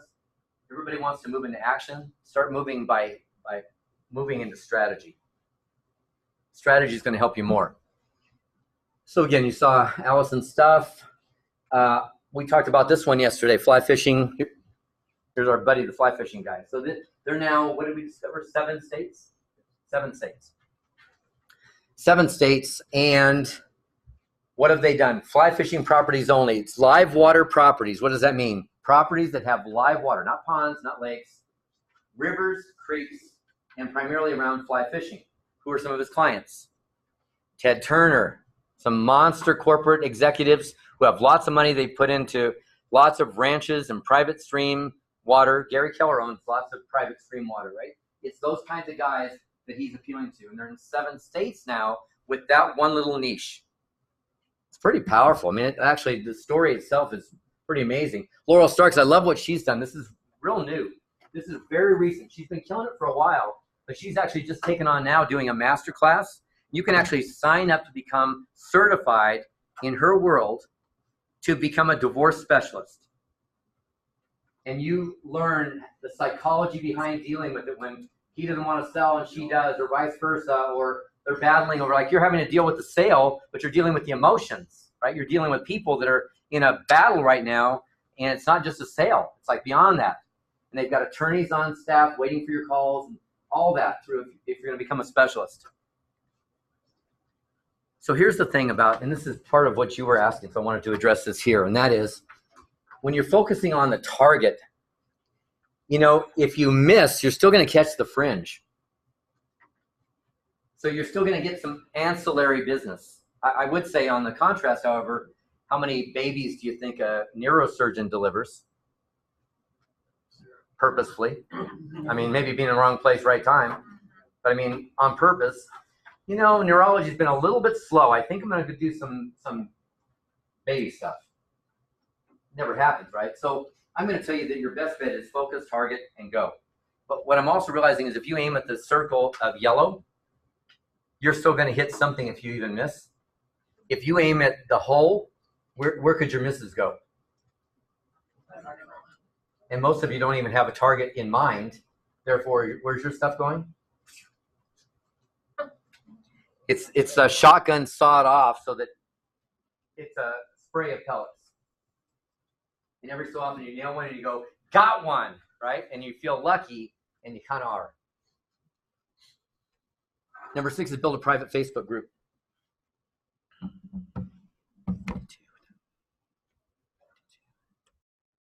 So will you subtract the numbers on the clock and tell me how long I've got? We started at a weird time. I just want to make sure we're on. So build a private Facebook group. What does that mean? Community. Build a community. Private Facebook group. Okay, perfect. So I'll give you a great example here. My friend Sandy Hutsey, she's Toronto. She's in outskirts of Toronto called Milton. That's unimportant except that she named this group in Facebook, closed, private. You can't get in. I did get in because I'm not a female, but I am marketing and I'm so far away she didn't care. But I'm the only guy in there, and I'm probably the only person not in Milton and the very surrounding areas. Milton area female entrepreneurs, MAPE, that's her group. She formed this group. She was an attorney, and she got out of being an attorney, got into real estate, and started doing some traditional marketing and wasn't having a lot of success. And she decided she was going to put together a group of business women. And then the idea hit her for a private group. And so she closed this group up, and of course, the good news is she's the only realtor in the group. So much like a meetup, or how about a BNI? Do you know what BNI is? So BNI has one person per category, right? One insurance person, one realtor, one lender, one flooring guy, one, whatever, window treatments. In her case, she invites them all. Whatever you do, come in. You're female and you're a woman and you're in this area, you're welcome. One realtor. Who? Me. This is her entire marketing. Every day she addresses the new MAIF members, if there are any. They're now over 1,800 people. That's a pretty darn good sized target market. And the beauty of that is she controls totally, not through direct mail, not through any other medium except directly through Facebook. She controls the message they get from her. Every day they celebrate the birthdays of everybody in MAIF that's having a birthday. I've got close to 5,000 friends, and I can tell you that my VA in the Philippines wishes them happy birthday every day, and some days it's 35 people, right? Because I have so many. So with 1,800, every day she's touching, 10, 12 people, happy birthday to our MAIF sister, Joni, right? Every day she does something with a charity, and the charity is decided, she's actually numbered them, is decided by one of her MAIF members who wants something to highlight a cause that they believe in. So my mom died of MS. I'm really watchful of that. It's not true. My mom's very much alive and drinking and kicking and everything. She's a party animal. She's the president of a group called the Dive Bar Divas. Did you just make that up? No, I did not make that up. She's actually got T-shirts. All her group has T-shirts. And she's 82 or 81, in case she's watching, 81. I'm sure she's not seeing this. But anyway, 81 years old. She drives perfectly, like a bat out of hell. And gets DDs when she needs to, right? Uh-huh. So why was I saying my mom? What does she have to do with anything? I don't have a clue. So birthdays, charities. So she does the charity of the day and highlights it on behalf of our MAIF sister, whoever. So she really talks to things that are important to them. And she can do it through this relationship she's formed. And every month they do a function, and it's going to be at somebody's business in the group who hosts it, that she doesn't have to pay for it. So she pays nothing for nothing. She pays nothing. Her budget is zero. It's brilliant. It's one of the best things I've ever seen, actually. I've seen a couple people do something similar to it. Never seen anybody execute it as well as she did. Last year, she made just short of $1 million, all from this website. So just an idea for you in case you're interested. But what does it require? Did you have a niche market? Did you figure out the marketing, the strategy, all that stuff? A lot of what I gave you could use. This guy's got South Haven, Michigan, and Ryan Servatius is killing it up there. He's got over 6,000 people that use his site as the site to find out what's going on in South Haven, Michigan. So we don't go to the city site. We don't go to the Parks and Recreation site. We go to his site. He's got the parades. He's got the picnics. He's got everything. He's got the sailing things. It's all based around sailing. So they got a lot of, what do they call them, meets, or I don't know, what's the sailing competition? I don't know. Yeah, maybe races, or don't they have regatta? Yeah, regatta. Yeah, they got regatta. So he's constantly advertising those. Number 7, develop a winning open house strategy. Now I know this seems like the most mundane of all of them, but again, in the end, I know lots of people that do open houses. What I don't know is a lot of people that do open houses that are well designed. It's Thursday afternoon. I think I'm going to do an open house on Saturday. I'm thinking about it.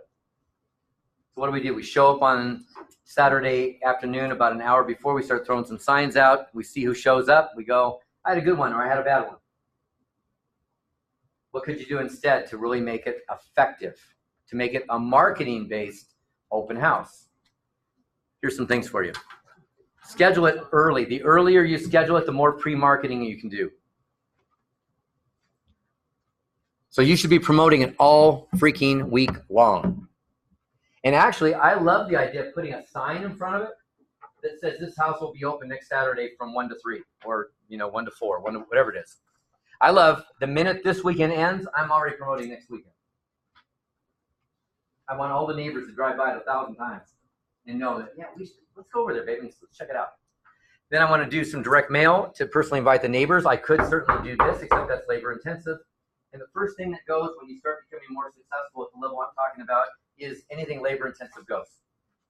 So you want to create systems and not make it labor intensive. Then you want to shoot promotional video a week out. Hey, I'm going to be holding open, blah, blah, blah. Tell them the story. Saturday, I'm looking forward to seeing you. I'm going to have a special pie I make, or a special cake I make, or anything, right? Something that's like a teaser. Come and see me. Promote the event on social media channels, all in between. Branded directional signs. I mentioned that earlier. Facebook Live from open house, absolutely on the spot, in the moment. Hey, I'm here. I've already got people coming, so I got to do this quick. I'm going to run you for a quick tour of the house and take you through blah, blah, blah. So again, live, I love that. And have other neighbor listings available for when people come through. Listen, when I'm done today at 4 o'clock, I'd love to show you this. I think you might like this. If this one's not right for you, I think this other one that I've got for you right here could be really good. So again, just easy stuff. Choose a geo farm. Geographic, as much as that's old hat, as much as in some ways that's red ocean, here's the reality. How many agents actually have a geographic farm? How many in this room? I'd be just curious. I'm not making fun or whatever, just as a kind of a survey. Who has a geographic farm? Probably all of us. Okay, well, I'm asking, but no hands are going up except one man. So who has a geographic farm? If you have one, please raise your hand. So what does that mean? Tell me what it looks like. My own neighborhood that How many homes? there's 340. Okay, 340. How about you? Idaho Falls. You what? Idaho Falls. All of the area. The whole city. Okay, so it's a little bigger than a geographic farm I'm talking about. I'm thinking more of a neighborhood, right? Like yours. What else?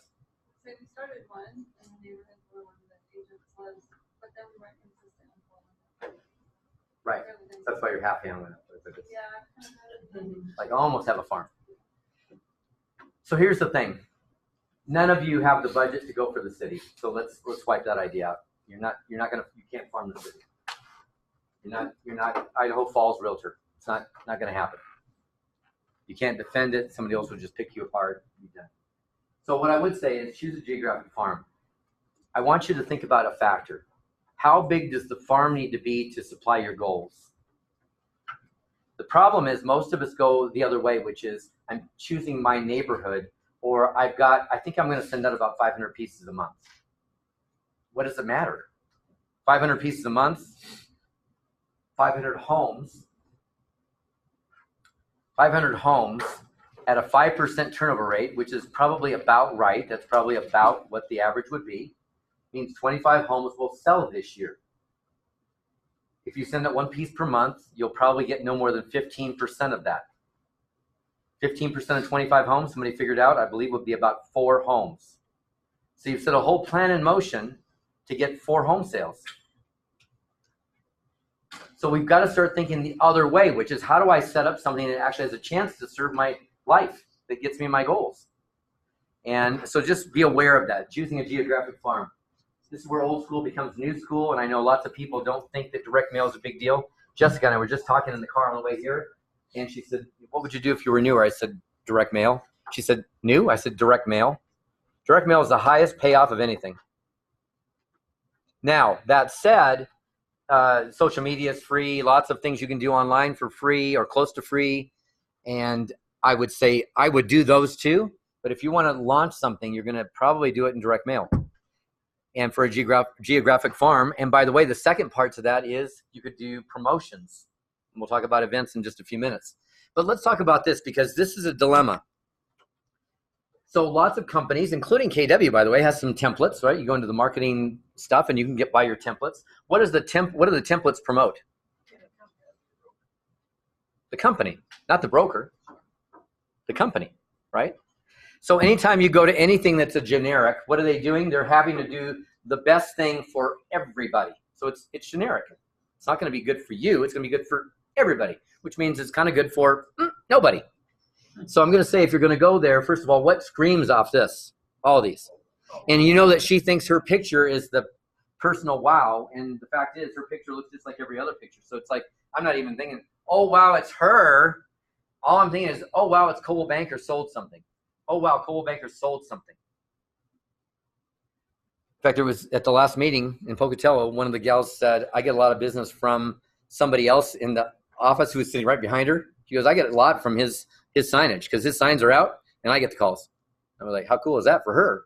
Sucks for him because he's the one spending the money. My friends at Edina Realty, they're a big dominant player up in the Twin Cities, and this is some quality stuff. I'm never a believer in recipes and some of the garbage that people do, but let's just pretend that I like that. The stuff looks high quality. The problem is, where's the agent? Oh, I'm sorry. The agent is on the other side in black and white with a bunch of things that were related to the mailing, and her picture is on the other side in black and white, but on this side, the color side is the company side. Company looks awesome. She looks low quality. You want to rip yourself off. You be low quality and watch what happens. High quality, you must be good. Low quality, not so hot. So your power postcards, these postcards, and I'm going to suggest to you that many people use the 5.5 by 8.5 half sheet. I like the 6 by 9 or 6 by 11. I'm going too big. See my fish. My fish was 40 inches long. It was a whale. So I'm looking at a 9-inch, or I'm looking at an 11-inch, 6 by 11, and I want that because I want things to stand out above the number 10s and longer than the number 10s. So as they're throwing them away, they can't miss them. And by the way, that's where they're all going. I don't care if they sort over the trash can. If your stuff is done well, it wins for you every time. Oh, look, she sold something. Oh, look, she sold something. Oh, look, it's her again. Oh, look, she's here again. You're winning right there. That's all you need. 1.9 to 4.3 seconds. It's all done. Everything beyond that is bonus. So when people start sending out keepers, when I send out calendars so they can keep track of the schedule of, whatever your favorite college team is, at Boise State, or who do we support here? Boise State. So I send out the Boise State schedule. Awesome. It sits on their calendar, on their refrigerator, and becomes wallpaper. How many have ever taken a listing? Let's see if we can do this here. How many have ever taken a listing and you're in the house taking the listing, and while you're walking through the rooms, you're finding other agents' stuff on the refrigerator, notepads? Raise your hands high if you've had the experience. Yeah, it's not a good thing. I steal it. Well, it's kind of like why you're there getting it. So who cares? But I mean, really, you won. They didn't. What's sitting on my refrigerator right now is a pizza thing. And I was just realizing when I said it this morning at the other group, I was just realizing the pizza company that we use the most is right on my refrigerator. And I never think to use that. Every time I call them, I go online. Every time I go on to call them, I go online to get their phone number to call them. So I'm telling you that when you start passing out seeds and you start passing out calendars and chip clips and nightlights, they don't do that. They're not going to go to their fly swatter and go, who's my favorite realtor? They're just not. I know it's disgusting. I know it is. So here's your personal brochure. Here's your power postcard. Here's your power postcard. And again, I kind of made the point earlier about where this is her template. So this is her template. This is her template. This is what's changed. So that can change. It can be sold, listed, market updates. This can be anything. But where it changes is right there. Everything else. So here's what you realize. In the end, a listed or a sold is just another excuse to promote yourself. It's not about the house. So this is the repetitive piece. This is the one that goes out all the time. And by the way, since it's sold, listed, sold, market update, sold, all that stuff, and there's a few other mixtures in there that we don't have time for, but if it's mostly that, and I see your stuff all the time, what do I assume? I mean, you're selling everything in sight. Like, who else are we going to call? You don't have to tell me you're number one. You don't have to have stats. You don't have to tell me that. You won by default. You sell everything. Sorry. You got it? How often, monthly or quarterly or anything? Not enough so far. Keep going. How much? On a geo farm. So who's heard of the 8x8? Raise your hands if you've heard of the 8x8. Where'd you hear about it? Guess who created that? You're looking at them. 33 touch was actually 38 touch, and they cheapened out to 33 touch. Now it's 36, right? 36. Yeah, 36, which is where it should be, 38. So 38 pieces a year. 38 pieces first year, 36 pieces forever.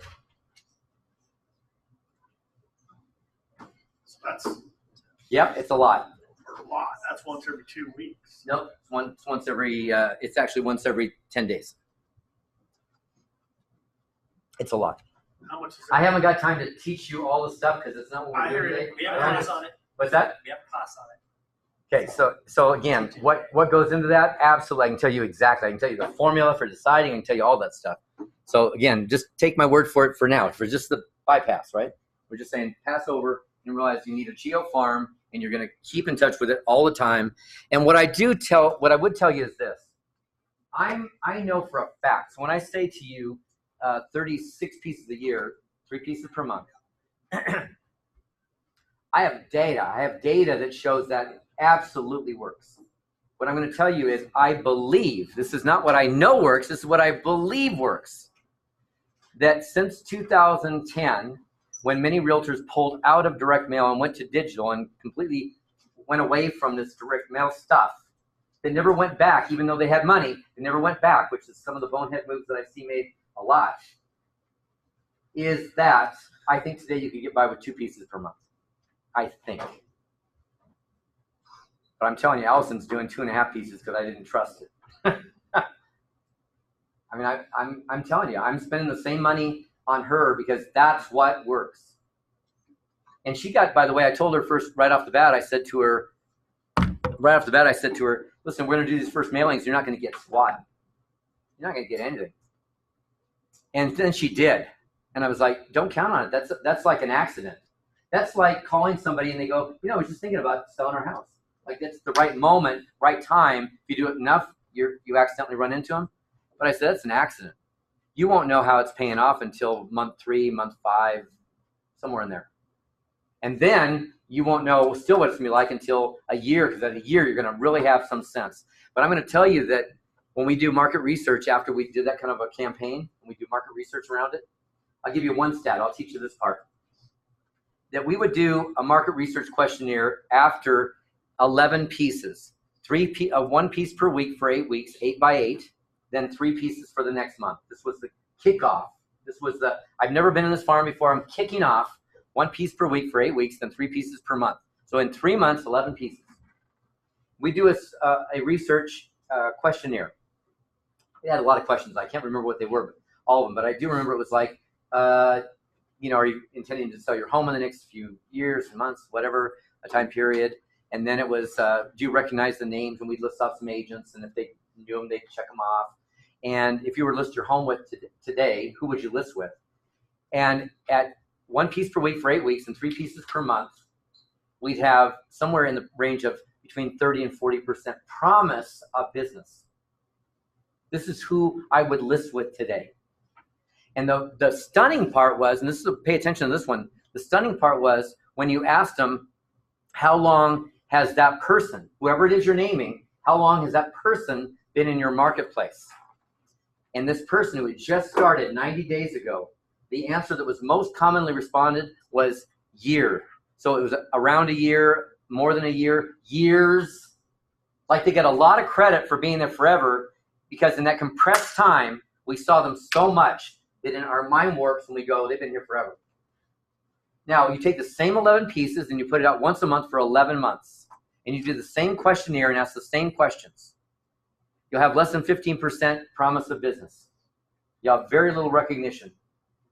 And you will have no chance in hell. And what I always tell people is if you're in that place, what you're going to get is every so often you'll get a deal and you go, oh, wow, it's starting to work. And then you'll have no follow-up for a long time. And then you'll get one and you go, oh, it's starting to turn. It's like, no, it's not turning. It's never going to get any better. Because there's no momentum to it. There's nothing that kicks it off and gets you in your brain. You're always just kind of there at the right time. Does that make sense? You guys doing okay? So you're saying to launch a successful geo farm, you have to start with the 8x8 to create that immediate impact of visibility. I believe so. I mean, this is what stats show. This is what my stats show. This is 170,000 campaigns. Yeah, I'd say in that range. Yeah, I wouldn't mess with it. I always tell people, listen, you can like it or not like it. You can do whatever you want to do. I'm just telling you, I've done this for a long time. This is what nobody's done more personal marketing than me and my peeps. This is what we did. This is our specialty. And then finally, if you don't know about it, then Every Door Direct is another piece that you need to know about. Who knows what Every Door Direct is?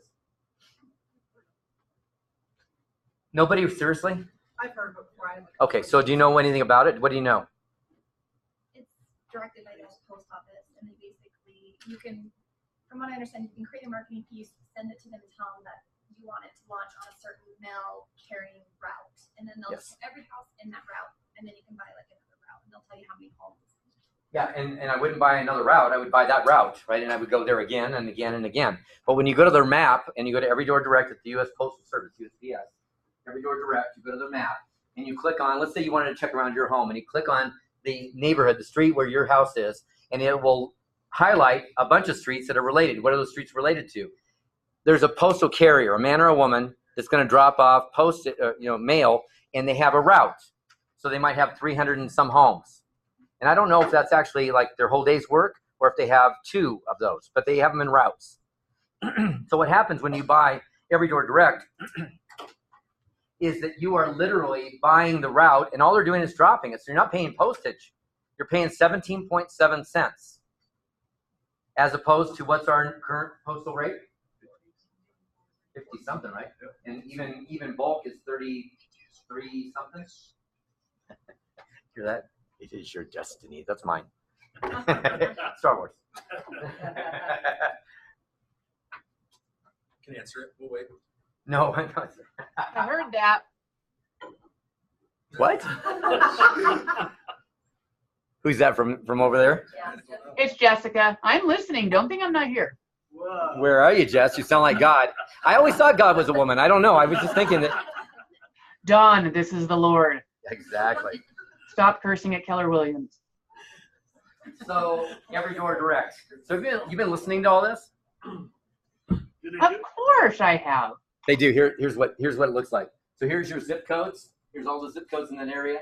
So if I chose this one, notice, you can read the fine print. I can read it to you. Residential, there's, in this postal walk, this one walk, there's 834 homes, 138 businesses.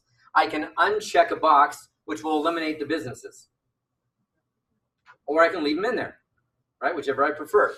But I'm going to get this is the zip code I'm going to go for, and it's got 834 people, but I'm going to go with the whole one here. And then I added this other one. It's 1,874 addresses for a total of 333. So when you start talking direct mail, here's what I will tell you. With digital printing being what it is today, if you were to contracted me 10 years ago to get any kind of good printing price, you had to print huge quantity.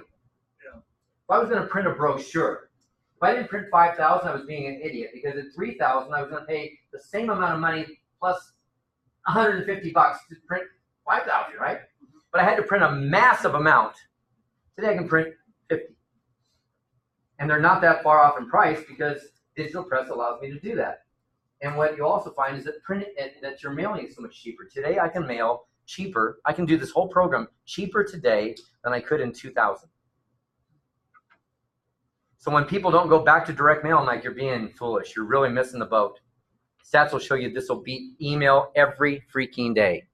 Your newsletters, email newsletters mean nothing. I'm surprised you even get them open. And if you can't check if you're getting them open, there's an excellent chance you're not getting them open. So you're fooling yourself saying I'm doing something which feels better than doing nothing, and in fact you're doing nothing. 30 minutes. Okay, got it. We're at number 9. I think we're on track. I think we got it. Has this been helpful, guys? Yeah, absolutely. Very. Jess, what do you think? Fantastic. You know, kind of a big deal, Jess. I heard that. I don't know if you know this. You're kind of a big deal. That's funny.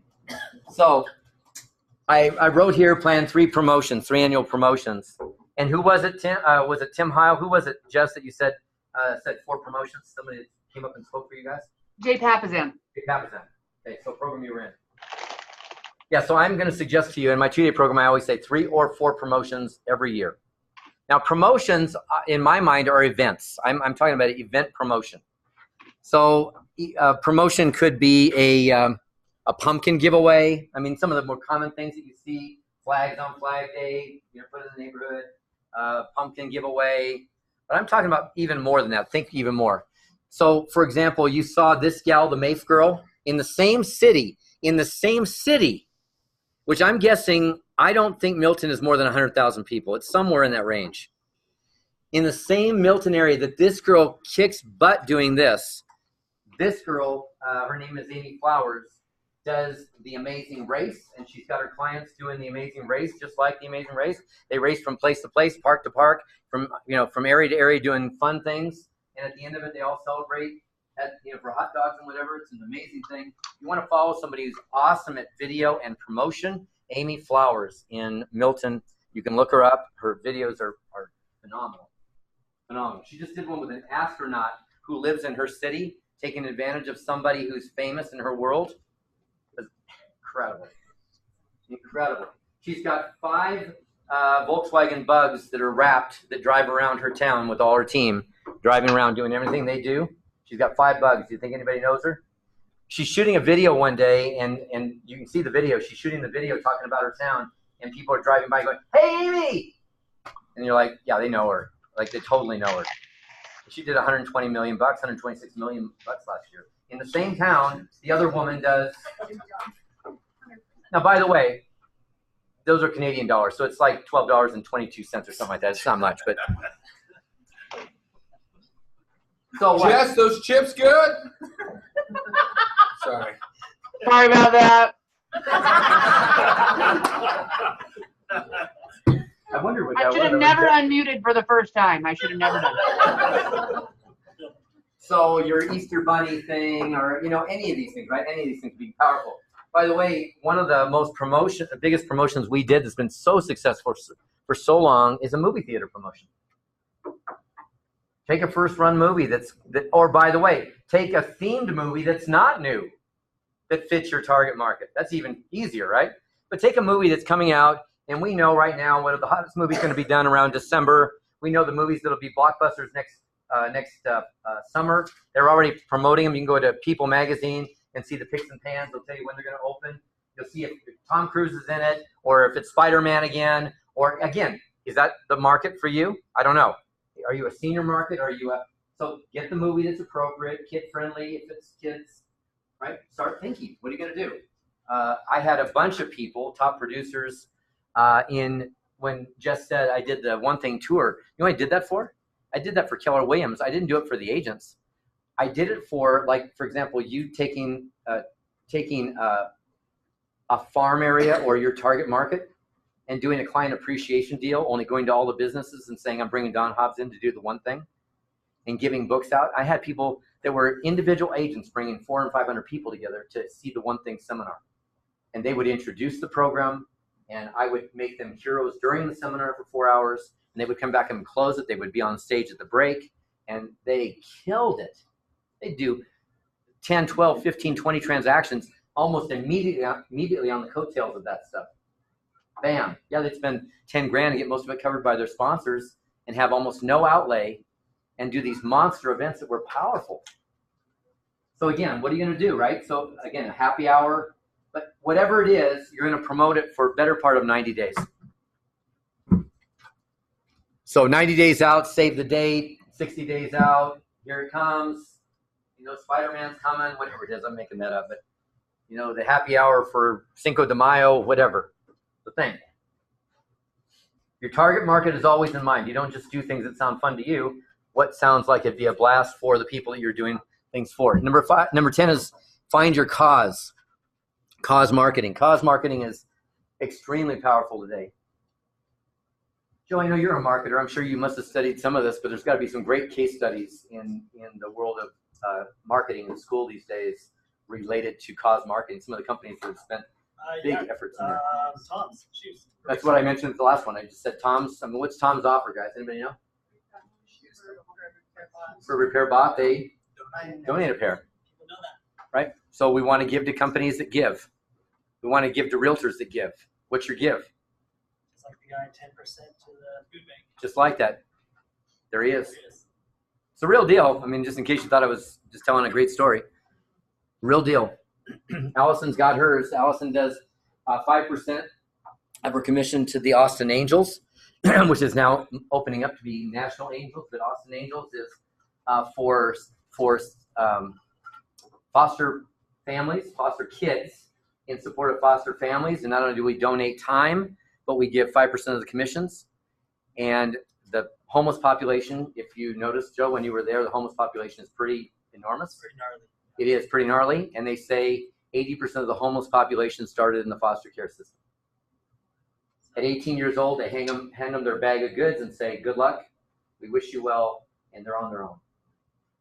They had a free ride. They had a free ride to go to a state school for college, but nobody even mentored them to tell them how to do it.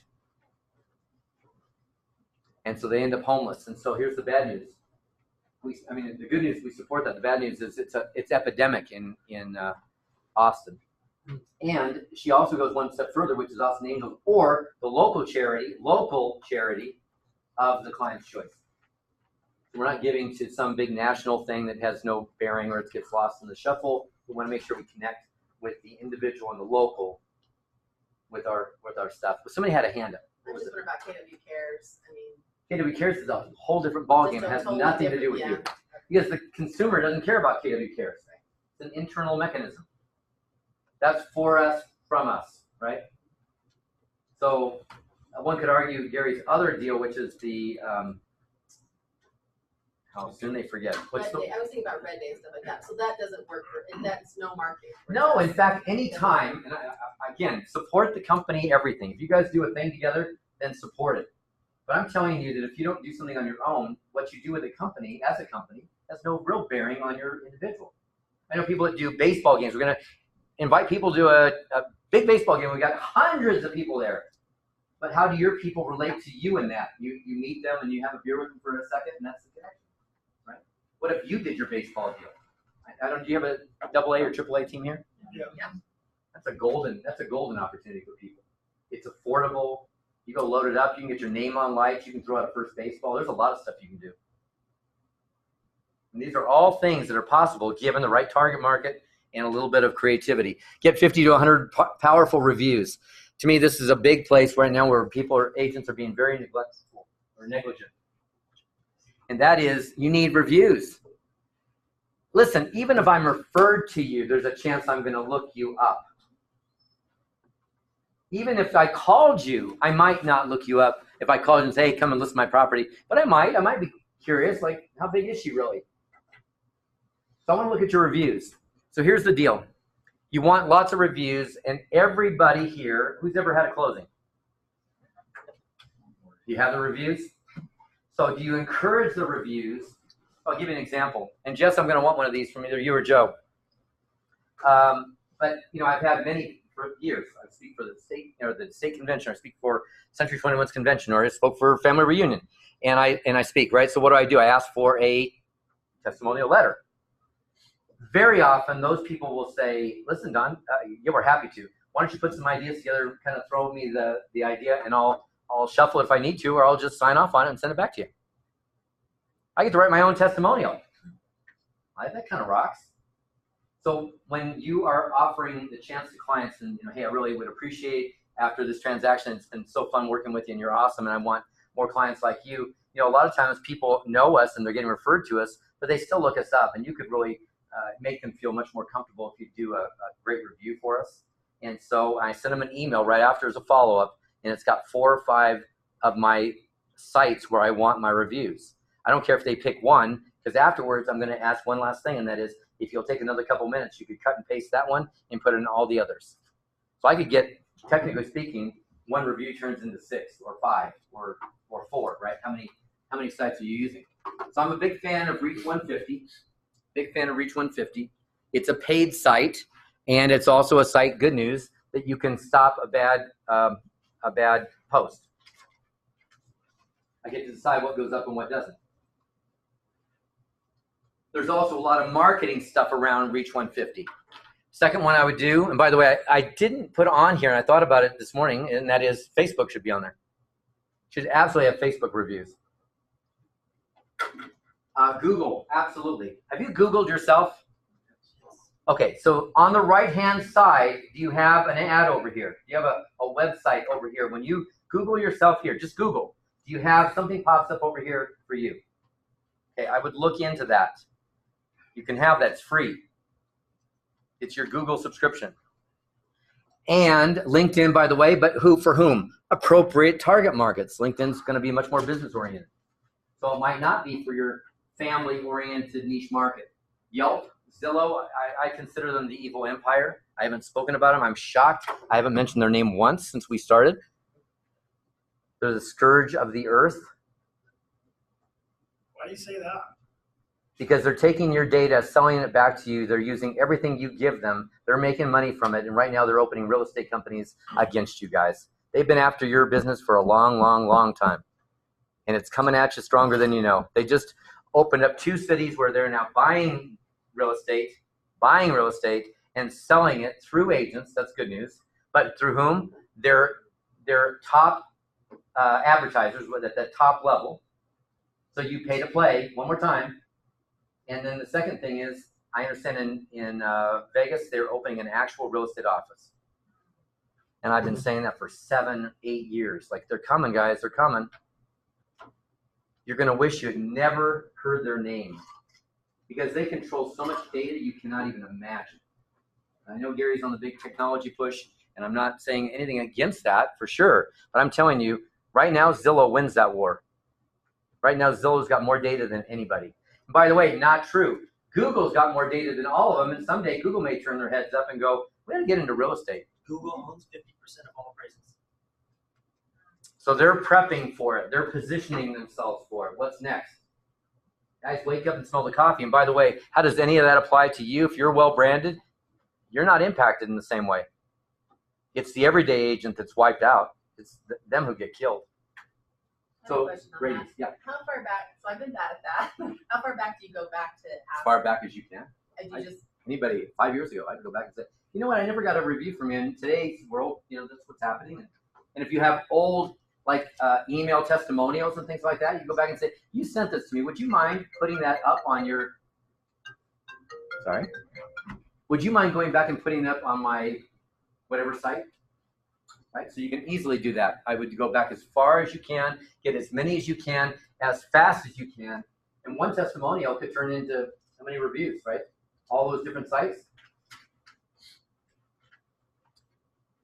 Develop your web strategy, including your website and your social media channels. So I'm just talking about like social media or online marketing in general, because again, this is a short course. I just want you to become aware. Number one, your websites have got to have. It's interesting. If again, I'm not picking on, but if I was to take any of your sites, I'm wondering if you would have anything about you on there besides your picture. So look, you've got your home page. Turn to Realtor Jake known for a tradition of excellence in Trumbull and Fairfield County. This is about the area and his connection. This, Meet Jay, is his family and all that stuff. And by the way, he got a call. So I'm doing a review, or not a review, I'm doing a podcast with him, 3 weeks ago.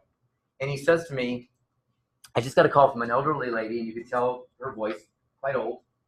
And she said, is this Mr. Canone? And she says, I've always seen your family growing up. Well, those were all the pictures that were through all of his marketing through all the years.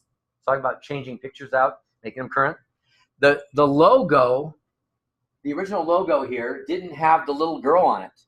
Like it was before she was born. And they drew that in after the fact and redid the logo. But the picture's like, there's probably a picture here with no little girl. Yes, maybe not. Nope. So all of it's been this family and this elderly woman who's so connects to the family. And she said, I always knew when I got ready to move from my home, I would call you. And she said, it's that time. Jay got the listing. It's a come list me. And he said, when I got there, it was the strangest, weirdest deal. All of his power postcards, she said, she had like a collection of them. And literally, she had some of my past ones from past family pictures and stuff. Like, you verified if he made it out? Yeah, we just did the podcast. He's good. He's all good. But now look again. Here's Peggy Lucas, your resource for Hoover real estate, Birmingham, Metro Birmingham area. But then you've got About Peggy, is about her story, her kids, her family, all that stuff in her family first mindset. That's what's really showing up. And again, you saw Jada's stuff. And again, Meet Jada is about Jada. So we've got to start connecting to people and telling the story. Story comes through the personal brochure, through the website. It comes through one of those two places or both. And then, of course, she's got stuff like this where she can offer, you know, the 29 essential tips. By the way, a good one would be the 10 best buys in Idaho Falls. Great trigger for either direct mail or for your website. 10 best buys in Idaho Falls. What's the 10 best buys in Idaho Falls? I don't know. You'll figure it out when they call you or when they write you, and you'll figure out what the 10 best buys are for their needs. You'll figure out what they want, and you go, here's the 10 best buys for you. In your social media, right? So I'm going to cut this a little short because I am worried about time and I want to get to the end, because the last meeting we didn't get to the end and we're actually broadcasting the number right now and make sure we're done. But what I would say is that 72% of all online U.S. adults visit Facebook. That's shocking to me, 72%. I talk about something that everybody does. Woo! Millennials, this was the biggest shocker. Millennials actually are the most active Facebook users, also happen to be the largest buyers, home buyers in the market right now. So does that tell you anything about the powerful use of Facebook? Yes. And I actually was thinking that Facebook was losing it with the younger. I'd say right now it's on fire. What's also on fire is Instagram. Instagram is really very, it's growing against. And by the way, the other piece I would tell you is that YouTube, and I'm going to get to video in a while, YouTube is becoming the search engine of choice. Like instead of Googling things, which by the way, they own that too. Google owns it. But when we start to look for stuff, I don't want to read about it. I want to see the video on it. Show me how to do it. Tell me about it. Here's my favorite channels for you guys. There are others, but for us in the mere mortal world, in the world of real estate, here's the ones that I would suggest to you. And again, not all of them, just the ones that fit your target market, but within this group. Facebook, Instagram, Google+. Google+ just didn't quite make it. Of all the Google products that are awesome, it just never seemed to take. But since they own YouTube, which is the second highest now, Snapchat, Pinterest, YouTube, Twitter. Now, think about this. Who's your audience? Who's your audience? In social media, who's your audience becomes a big question. Even the posts that you allow, even the posts that you do, are they thought through from your target market? Like, what should you be aware of? And by the way, don't get too crazy on your, I don't mind being authentic, but be careful what's out there because it's always out there. So when you post things on that wild night that you had, it's not a smart thing, right? Be careful with what you do. Are you trying to expand your brand, or what are you trying to do? You're cultivating relationships? What are you doing? And that's what the post should be thought through. Everything for you today should start to be strategic. Like in the One Thing world, in the One Thing book, and the conversation around that is, when's your planning time? And I'm going to suggest to you that planning time is strategic. So when's your strategic marketing time? For example, where's your time block for strategic marketing? When are you sitting and going, what shall I do? And what's the big picture look like? And what do I want to do over the next quarter? And how do I get through the first steps? And then what's the next level? And then what happens next? And where am I going next year? Like when you start thinking about that stuff and start YouTubing and figuring out like what marketing could look like for you. I'm happy to help you. I mean, reach out. Each social media site has a unique cultural characteristic. So that's the one thing that I finally, when I got into social media, that I began to see is that there's different norms. Like the way you operate on Twitter is different than the way you operate on Instagram, which is really different than the way you operate on LinkedIn. I mean, those are like diametrically opposed. So get smart about how to use them wisely. Posting consistent and strategically is key. Without careful management, social media can take up a lot of time, which, by the way, then a lot of agents will use that excuse as, I was working, I was doing my social media. Okay, that doesn't include scrolling through your Facebook wall. Right, that's called distraction. I do want to point to the bottom here, which is really important, using a social media management tool. So I've listed a few of them. We were using Hootsuite for quite a while. And I'm going to tell you, we just moved everything over to SmarterQ. I like SmarterQ a lot. It gives me a chance to really schedule things. It gives me many resources to pull from right within it. I like the scheduling aspect. I like the way the calendaring thing looks. It's really awesome. The other one that I would tell you that we're using right now is SmarterQ is for all of the major social media that we use. Schedulegram is for Instagram only. And because these guys don't play with Instagram, you gotta have your own scheduling device for Instagram. And then the final thing, if you have not heard this, so Facebook, your personal sites, you can't schedule things anymore. Used to be you could schedule on all those, but what they want to make sure is that you're not scheduling business on your personal sites. And of course, if you're treating it as a personal site, you shouldn't have scheduled items, right? You should be having breakfast and taking a picture of your breakfast. That's what you chose to do.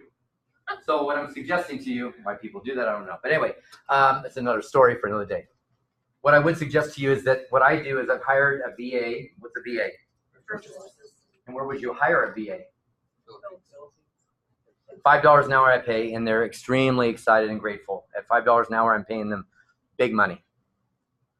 We have two. We have one in the States and two in the Philippines. And we pay them $5. And at $5, don't feel like we're taking advantage of anybody. They are thrilled to have that work because they're used to making $1 an hour. What do they do? She posts for me. She posts my personal Facebook. She takes care of all my scheduling. Actually, she's now doing almost all my Facebook stuff, all of my stuff. She uses SmarterQ, Schedulegram, she does all of it. And my other one takes care of my coaching business. So these are the two people I have working for me. Yep. Manage your social media time. And by the way, remember the goal, 1,000 true fans. How do we do that? This is a great place to do it. Social media is an awesome place to build a following, build a community. Build your 1,000 raving lunatic fans, right? I want 1,000 fans. This would be an awesome idea for any of you, and this is free. So my buddy Alex has this company called RealGrader, and they've been playing with it. I didn't look to see if the site looks the same, but I know he's just brought out kind of a new deal. But they're doing a free thing, and they will go in and rate your social media for you. They'll give you a score. It costs you nothing. Now, that doesn't mean they're not going to try and sell you something, which is to fix your score. But you don't have to do that. What you do have to know is where you're missing. Like they'll tell you where your strong points and where your weak points are, what you're doing, what you're not doing.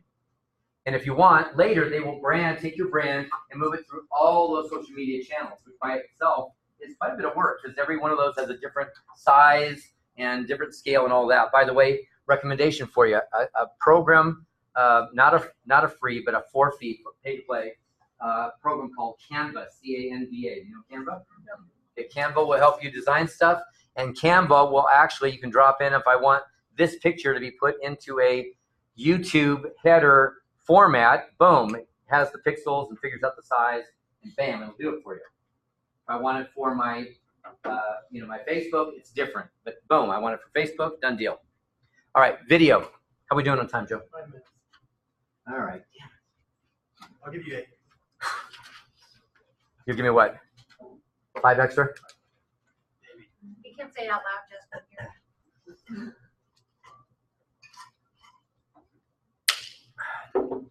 Use video. Use video. Video today. I can't say it would be where I would go with everything, but I would say it's the great credibility builder of our time right now. Video is where the big money is being made. I think by 2020, 89% of all web traffic is video. I believe that very much, Joe. I think video, and so here's the message to you. Joe's told you video, everybody's telling you video. You got to start shooting video.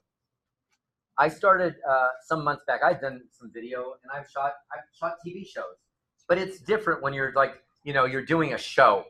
I'm talking about being natural and being your authentic self and turning on the camera and having a conversation with the world and doing a Facebook Live. I do Facebook Lives every week.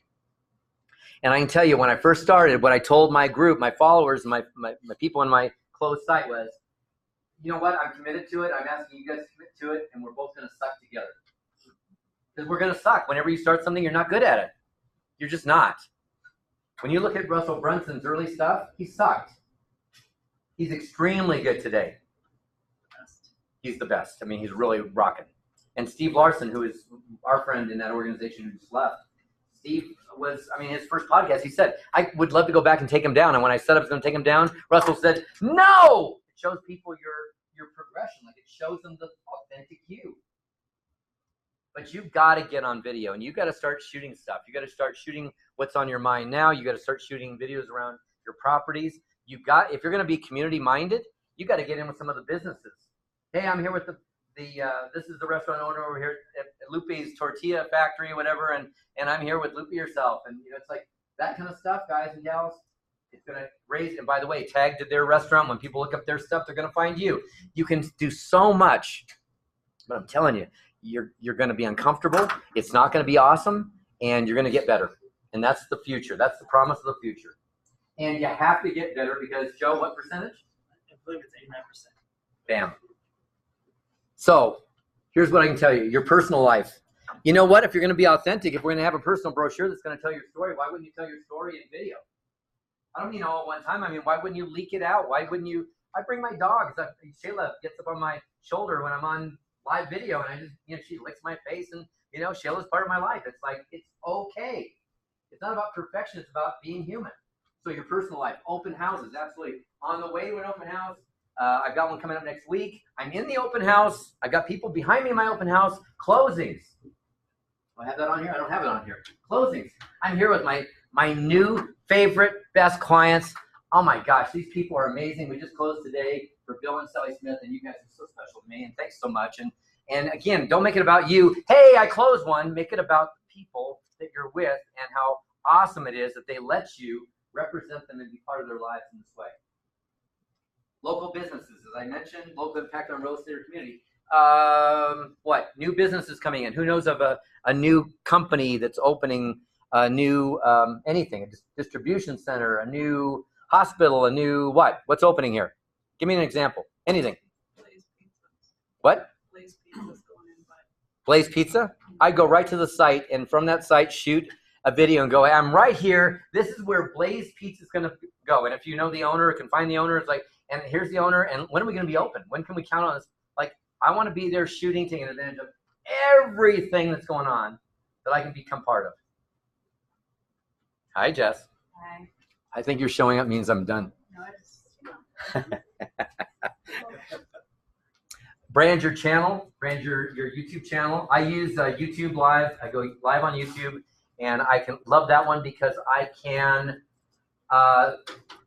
hold it by putting it as private. I can shoot it today live, but hold it as private and release it when I want it. And on Facebook Live, it's live. It's live. You can't change it. What should be the focus of your videos? Your client base. Whatever your client base is, dictates that. Your target market absolutely dictates what's going to go on. Publish, publish, publish, publish. Publish print, publish video, publish audio. All right. 14, communicate with your database. Actually, we covered that up front. I had switched some things. I forgot it was here. Communicate with your database. We already got that in there. So, hey, 14's on. But I do have a couple things here real quickly. Who would prefer to be able to talk to all your clients all at one time and not have to talk to them at all? So who knows what slide broadcast is? I became an expert in that kind of marketing, which was, and I say expert, I became very good at this. So in the old days, we used to call it voice broadcast. I could record a message and send that message out. They use it at political times, right? Hi, this is so-and-so, and I'm running for governor, right? Well, you know they're not calling you. That's BS. And it actually is poor use of it, although they really believe that by getting to tens of thousands of people at one time, that's not a bad thing. The way I used it was I would use it for my seminars. I've got 1,500 people coming to the Venetian Hotel to see my program. And I would call. I go down. Listen to this. I go into my car. I turn on the car. I might even turn the radio on, just light. Like, I don't want that to be overpowering. I want ambient noise, so when I record it, it sounds like I'm not doing a perfect recording. This is radio voice guy. I'm doing it as like I was calling them as a voicemail. I was just thinking, I'm driving down the street and I was thinking about you. So I'd be like, hey, I didn't hear the beep, but I think I'm leaving a message. Listen, I hope so. I'm looking forward to seeing you next week. Or I would, whatever it was, right? Time is going to start, date's going to start, all that. And I would say, by the way, come up and say hi. And I would have people constantly coming up to me going, I was so impressed you took the time to call me. They had no clue. I had called every one of them. And I recorded it in one message in 1 minute and pressed one button and it sent it to all of them. And in today's world, Sly Broadcast is even slyer because it goes right into their voicemail and doesn't ring their phone at all. So all of a sudden I'll get calls back and they'll go, I don't know how I missed your call, Don. I'm so sorry. And I'm like, it's okay. But I got them calling me instead of me having to miss them, not catch them, and playing tag. So again, I'm a real big fan of Sly Broadcast. That is Sly. It is Sly. And then easy texting. A system for getting to many people all at one time. If you're a Russell Brunson fan and you've got ClickFunnels, you can do this through that system. There are others. I happen to favor this for common use. So I can take a text message and send it to a whole group of people all at one time, and it's awesome because I can get them to respond to a link. I can get them to call me. I can get them to text me back. I can respond to something that's going on in the community. I can let them know about a thing that's happening, a reminder of an event that I'm doing, a promotion, et cetera, et cetera. Don't forget to put these in with your promotions when you're doing the promotions. You go 90 days, 60 days, 45 days. You can use a lot of this kind of stuff. Phone calls to them, which are not phone calls to them, but instead Sly Broadcasts, right? Lots of good use for this stuff. And finally, the last thing is your service. And we will finish on this. I'm not quite finished. I'll tell you about that, but have you enjoyed this? Yes. It's been good? Okay, so. I walked away. No, I know. I'm not worried. I'm like, I'm talking fast. So here's the big picture aha. And I wrote this about a year ago, maybe a little less than a year ago.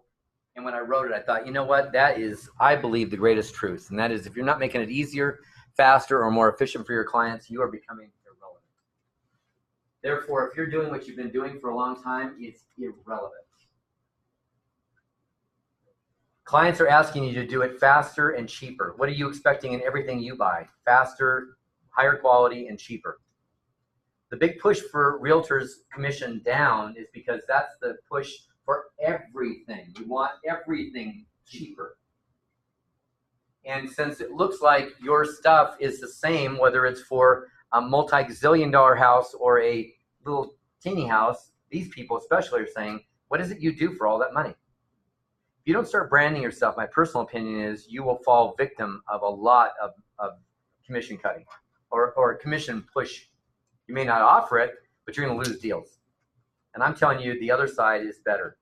I've got a guy who will tell you, I have people come to my office to take a listing.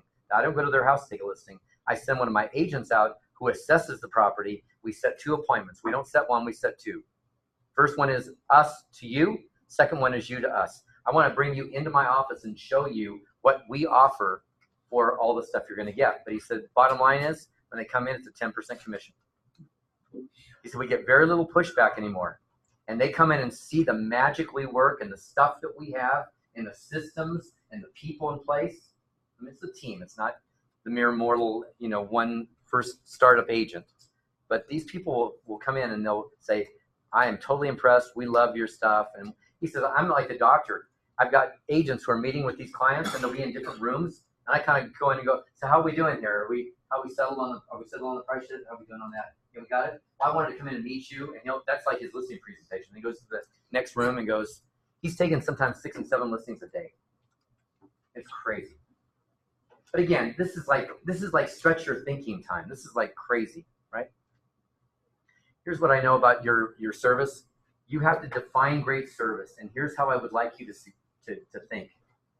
I want you to define service through the eyes of the consumer, not through the eyes of what you deliver.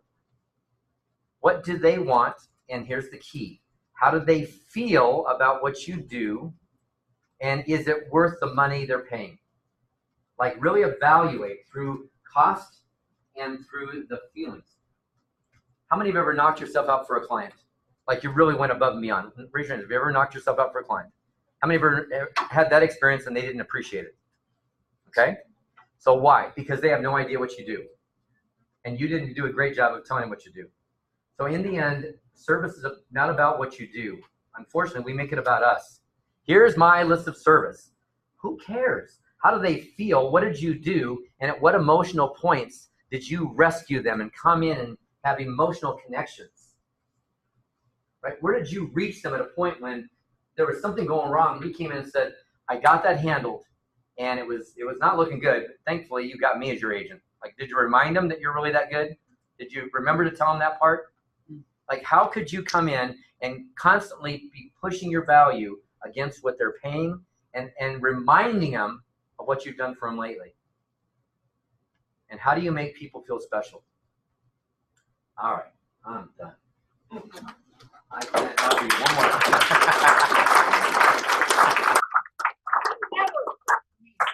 That's fine. So I'm going to finish because we may never see each other again for a program, like a real live program. I'm going to finish with something you may have heard before. I have used for many years. It's my standard closing. My friend Jim Rohn had a standard closing. Why? Why not? Why not you? Why not now? Powerful. But my closing has always been, how many remember or for many years, how many remember the movie Coach Carter? Who saw the movie? It's a great team meeting. I don't know if we ever thought about it. It's a great team meeting. I watched the movie in the theater. First time it came out, I watched it live, and then I saw it again because I was so pumped about the movie. I went back and saw it like 2 days later. But I remember there was a point. If you don't know the story, it's a coach in Oakland, California, in the rough parts of town, and he gets this team, and they're at risk, and there's drugs, and there's guns, and there's a lot of stuff that he wouldn't want to be involved in. And he, through his influence and through his culture building and through his, just through his influence, he's able to bring these kids along, and yet they still go through some dangerous points. And there's a place where this one kid he's got a gun in his hand, he's got drugs on his mind, and he almost goes down that path, and he gets saved. But there's so many moments in that movie, but there's this place right near the end, and there's this small group, this team, and the coach is in the classroom with them, and this kid stands up, and he said these words. I'm in the movie, right? And this guy stands up and says these words. And I start bawling my eyes out. Do you know what I'm talking about? Yep. And we are unafraid of our greatness. I'm going to absolutely tell you the whole thing. So I'm crying my eyes out. Unfortunately, since we can Google even a small phrase, I Googled the small phrase and got the thing, which actually told me was the inaugural address of Nelson Mandela when he was inaugurated in 1993 as president of South Africa. And I was touched by the words, so I started bringing it, and I would read it. Like, I'm going to read you these words. Anyway, later somebody corrected me and said, no, it wasn't that. So if you're taking books down, here's your last book recommendation. It's a book called A Return to Love. What a great thing to add to your business repertoire. And it's written by Marianne Williamson, and she called it Our Deepest Fear. And she said, listen up.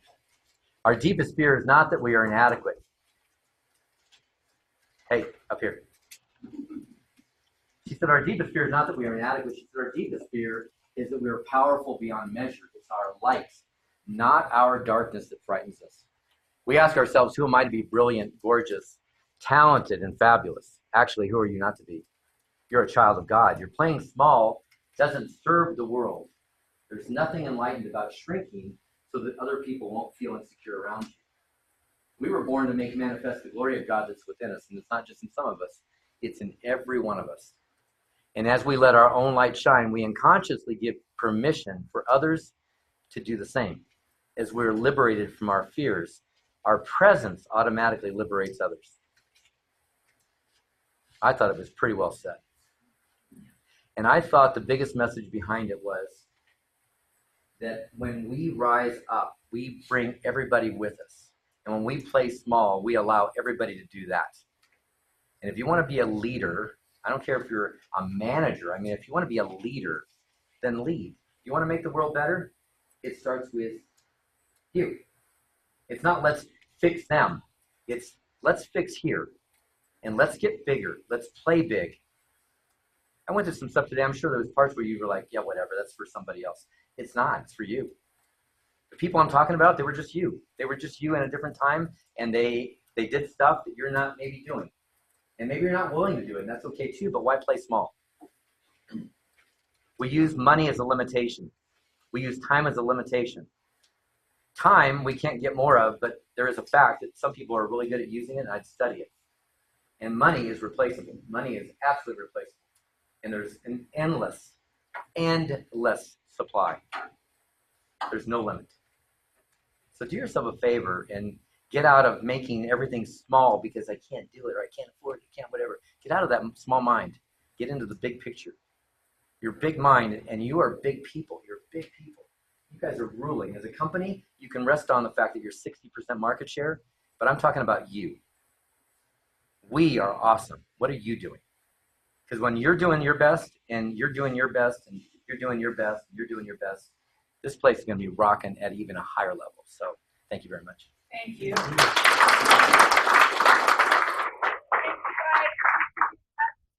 round of applause for making sure that John got here. Made it happen. So, okay, so thank you, Donn. Thank you, DonnHobbs.com. I want to say one thing about him, and that is, you know, most leadership teams don't do this. So this is very cool that you guys arranged this, and thanks for bringing it up. Oh, no, thank you. Thank you. Appreciate that.